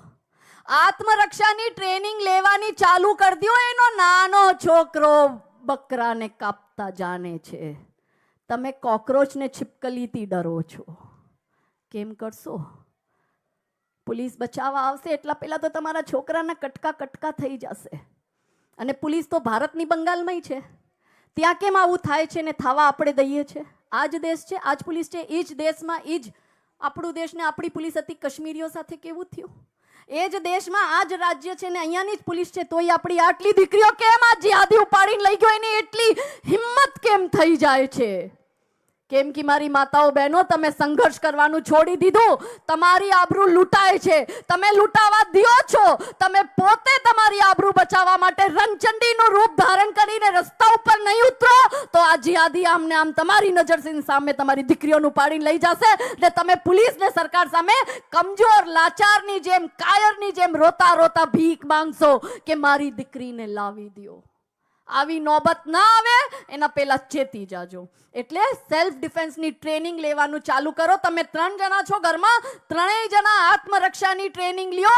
કેમ કે તમારી આત્મરક્ષા જ તમારી સુરક્ષાની ગેરંટી છે.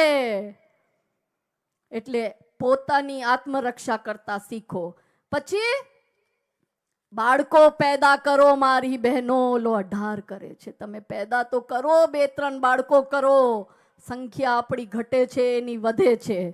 પછી જાતિવાદનો ભેદભાવ મિટાવી દો. તમે બ્રાહ્મણ છો તોય તમે મુઠ્ઠીભર છો, તમે ક્ષત્રિય છો તોય તમે મુઠ્ઠીભર છો, તમે વૈશ્ય ને શૂદ્ર છો તોય તમે મુઠ્ઠીભર છો, પણ જો તમે હિન્દુ છો તો જ તમે 100 કરોડ છો. આપણે આ ભેદભાવ કરીએ છીએ, ગામડામાં આજે પણ ભેદભાવ થાય છે. છૂઆછૂતનો ભેદભાવ મિટાવો. એક થઈને હિન્દુ બનીને રહ્યો, ઓલા આપણા હિન્દુઓને ધર્માંતરણ કરે છે. વનવાસી સમાજના, વંચિત, શોષિત, દલિત સમાજના લોકોનું ધર્માંતરણ થાય છે. એ આપણા છે, આપણા સમજીને અપનાવો એને, ન તો બધા મરશો. આવી જ રીતના આપણે કટશો તો કહે છે ને, બટોંગે તો, જોરથી બોલો, બટોંગે તો, બટોંગે તો.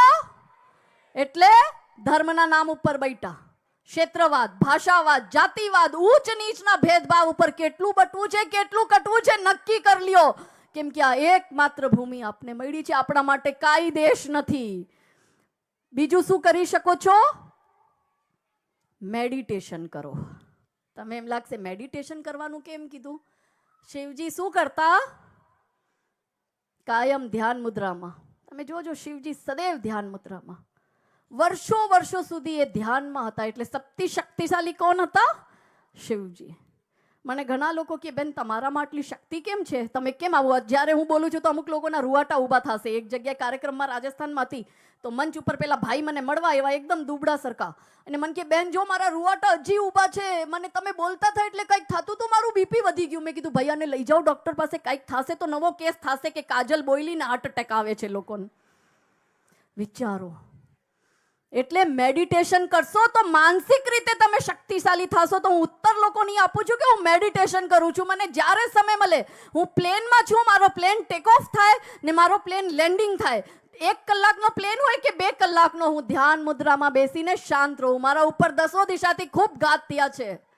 ઈસાઈઓ કરે છે, મુસલમાનો કરે છે, સરકારો કરે છે, નેતાઓ કરે છે, ને જે આપણા ગદ્દાર હિન્દુઓ છે એ બી મારા ઉપર અટેક કરે છે.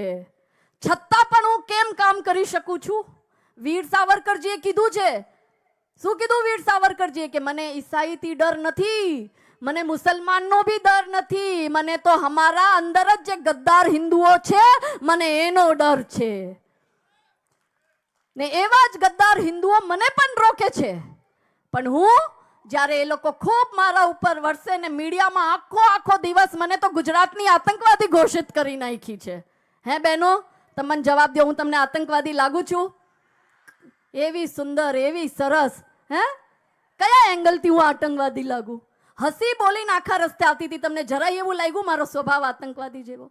તો જ્યારે આ બધા મીડિયા વાળા ને આ નેતાઓને મારા ખિલાફ કાવા દાવા કરે ને આપણા ગદ્દાર હિન્દુઓ કાવા દાવા કરે, ત્યારે હું મારા ઘરે આમ ધ્યાન સાધનામાં બેસું અથવા જ્યાં બી હોઉં ને આમ ધ્યાન સાધી લઉં ને ડીપ બ્રેથ લો, breathe in breathe out, breathe in breathe out.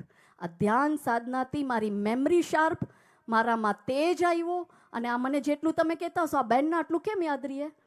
મેડિટેશનથી મારી મેમરી શાર્પ થઈ. અને એમાં પણ તમને એક વાત હજી કહું, હું મેડિટેશનની એ સ્તર ઉપર પહોંચી ગઈ છું કે મને જો માથું દુખે એટલે હું ધ્યાન સાધનામાં બેસીને અહીંયા ધ્યાન કેન્દ્રિત કરું અને 1 જ મિનિટ ધ્યાન કેન્દ્રિત કરું. જે જગ્યાએ મને દુખાવો થાય, રાઈટમાં થાય કે લેફ્ટમાં થાય, એ જગ્યાએ ધ્યાન કેન્દ્રિત કરું ને નેક્સ્ટ સેકન્ડ મારું દર્દ વયું જાય છે. મને પગમાં, મારું 2 મહિના પહેલા મહારાષ્ટ્રના પ્રવાસમાં મને ફ્રેક્ચર, મારું હાડકું પગનું, એન્કલનું અહીંયા જ તૂટી ગયું. અને એવો દુખાવો, હાડકું તૂટે એટલે ચાલી શકીએ, હું 2 કલાક મંચ ઉપર ઊભી રહીશ. એના પહેલા મારો પરિચય દેતા હતા તો હું સોફા ઉપર બેસીને ધ્યાન કરતી હતી કે મારું આ દર્દ વયું જાય, કેમ કે ઊભું રહેવું છે. એવું દર્દ ગયું. એના પછી મેં 3 દિવસના બધા કાર્યક્રમો પતાવ્યા. મને પેન ન થયું, આજુબાજુના લિગામેન્ટ ફાટી ગયા અને પગ તૂટ્યો તોય ધ્યાનમાં બેઠી અને દર્દ ગાયબ થયો. હું ધીરેન્દ્ર શાસ્ત્રીજી સાથે 10 કિલોમીટર પેદલ ચાલી છું એની પદયાત્રામાં તૂટેલા પગ સાથે. વિચારો આ ક્યાંથી શક્તિ આવે? આ મેડિટેશનનો પાવર છે. બીજું શું તમે કરી શકો છો? ઓ ભાઈ, એક તો એટલું ઝીણું લખ્યું, ઉપરથી આવી સાવ ખરાબ હેન્ડરાઇટિંગમાં ગુજરાતી લખી. ચશ્મા મારી સાથે છે નહીં, વાંચું કેમ? અઘરા કામ દઈને જાઓ. હવે બીજું શું કરી શકો તમે મેડિટેશન સિવાય? હોટલમાં ખાવાનું બંધ કરી દો. આ બહારનું તમે ગંદુ ખાઓ છો, તમારા વિચાર ગંદા થાય છે. આપણા બુક્સ પુસ્તકમાં લખ્યું છે, જૈસા અન્ન વૈસા મન. ખરાબ ખાશો, ખરાબ વિચાર આવશે. અને તમારા આખા હાઈવેના રસ્તા ઉપર હોટલનું નામ રાધા કૃષ્ણ હશે, પણ જ્યારે QR કોડથી ચેક કરશો તો આ નર પિશાચી નર ભક્ષી અહીંયા બેઠા હશે. એ તમારા ખાવામાં નપુંસકતાની દવા મળાવે છે. તમને એમ લાગે બેન હોટલના ખાવાની ના પડે? બેન મને 10 વર્ષથી ઉપર થઈ ગયું, હોટલનું નથી જમતી, હું બહારનું નથી જમતી, હું શુદ્ધ ભોજન ખાઉં છું. ભલે ભૂખી રહી જાઉં પણ કોઈ પણ કચરો ન ખાઉં.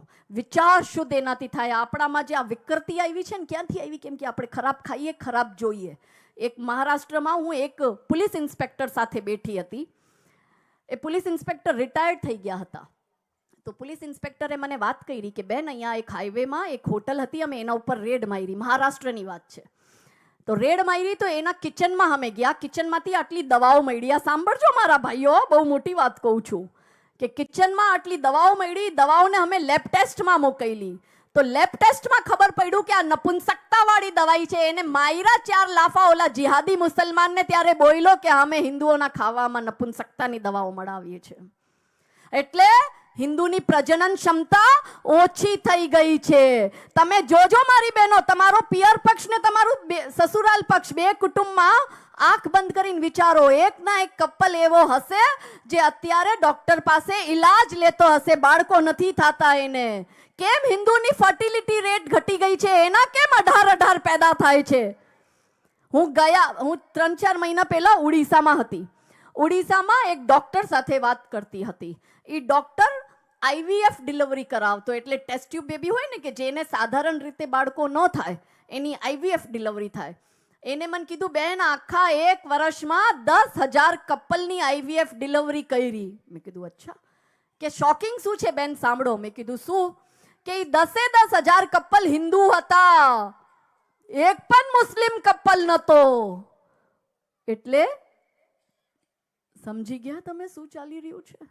આ તમે ઓનલાઈન ઓર્ડર કરો છો ને, ઝોમેટો ને સ્વિગી ને, નામ વાંચો ડિલિવરી બોય ના કોણ છે. ધ્યાન રાખો, હોટલોમાં ખાવા જાઓ છો, પહેલા ચેક કરો. 1 રૂપિયાની ચોકલેટ લઈને QR કોડ સ્કેન કરો. હિન્દુનું નામ હોય તો લેજો. અને જે હિન્દુ આ જિહાદી સાથે પાર્ટનરશિપ કરીને હોટલ ખોલીને બેઠો છે ને, અહીંયા ચોકડી મારો અને રૂલ બનાવો. આ એરિયામાં જેટલી હિન્દુ હોટલ છે, અહીંયા હિન્દુ હોટલનો જે મેન એનો માલિક છે, એનું ફોટો બોર્ડ ઉપર હોવો જોઈએ ને, એ ફોટો પણ તિલક વાળો હોવો જોઈએ. ધ્યાન રાખો, આપણી સંખ્યા ઘટે. હવે એક હિન્દુ IVF થી બાળક પેદા કરવું એટલે તમારે 4-5 લાખનો ખર્ચો છે. હવે ઓલો હિન્દુ 5 લાખ રૂપિયા ખર્ચીને એક બાળક પેદા કરે, એમાં શું બીજું બાળક પેદા કરવાની તેવડ છે? એટલે તમારી સંખ્યા ઘટી, તમારામાં બાળકો પેદા નથી થતા. મારા જાણીતા ને જાણીતામાં 2 કપલ એવા છે અત્યારે જે બાળકોની, અમારા જ કુટુંબમાં 2 કપલ એવા છે કે જે બાળક નથી થતું ને ડોક્ટરથી 5-5 વર્ષથી ટ્રીટમેન્ટો કરાવે છે ને લાખો રૂપિયા ખર્ચ કરી નાખ્યા. એટલે હોટલમાં ખાવાનું બંધ કરી દો. અને અંતિમ પોઈન્ટ શું કરી શકો? હિન્દુ સંગઠન જોઈન કરો. આ સરકાર, પોલીસ, નેતા વેતા કોઈ બચાવવા નહીં આવે. તમારો પૈસો, તમારો પડોશી, તમારું બિઝનેસ પાર્ટનર, તમારા સગાવાળા કોઈ બચાવવા નહીં આવે. જ્યારે આ જિહાદી તમારા ઉપર હુમલો કરશે ત્યારે અમારા ભાવેશ પરમાર જેવા તમને બચાવવા આવશે. એટલે હિન્દુ સંગઠન જોઈન કરો. એટલે આ આખી ભાગવત કથા કરી આપણે આજે. હવે કવિતાની આ પંક્તિઓ તમને સમર્પિત કરીને મારી વાણીને વિરામ આપીશ. એના પછી તમારી ઘોષણા કરી દઈશ. વારંવાર ડિસ્ટર્બ ના કરો. હા ભાઈઓને પાછું બહુ ઓલું છે. તો કવિતાની આ અંતિમ પંક્તિ તમને સમર્પિત કરીને મારી વાણીને વિરામ આપીશ कि हे भारत की नारी जागो मैं तुम्हें जगाने आई हूँ. हे भारत के हिंदू जागो मैं तुम्हें जगाने आई हूँ. और 100 धर्मों का धर्म एक बलिदान बताने आई हूँ. खप्पर वाली काली जागे जागे दुर्गा बरबड़ा. रक्त बीज का रक्त चाटने वाली जागे चामुंडा. नरमुंडों की माला वाला जागे कपाली कैलाशी. और रन की चंडी घर घर नाचे. मौत कहे प्यासी प्यासी. अरे झोली लेकर मांग रही हूँ, झोली लेकर मांग रही हूँ. कोई शीश का दान दे दो, भारत का भैरव भूखा है, कोई प्राण का दान दे दो, और मैं घर घर इनकलाब की आग जलाने आई हूं। हे भारत की बेटी जागो, मैं तुम्हें जगाने आई हूं। हे भारत के हिंदू जागो, मैं तुम्हें जगाने आई हूं। के आज मैंने सूरज से बस जरा यूं ही कहा, आपके कच्छ में इतना अंधेरा क्यों रहा? तमतमाकर वो दहाड़ा बोला, मैं अकेला क्या करूं, तुम बेफिक्रों के लिए मैं भला कब तक लड़ूं? आकाश की आराधना के चक्करों में मत पड़ो, संग्राम ये घनघोर है, कुछ मैं लड़ूं कुछ तुम लड़ो। बोलो सियावर रामचंद्र की, पवन सुत हनुमान की, उमापति महादेव की, सब संतों की, गौ माता की, धर्म की, अधर्म का, प्राणियों में, विश्व का, नमः पार्वती पते हर हर महादेव।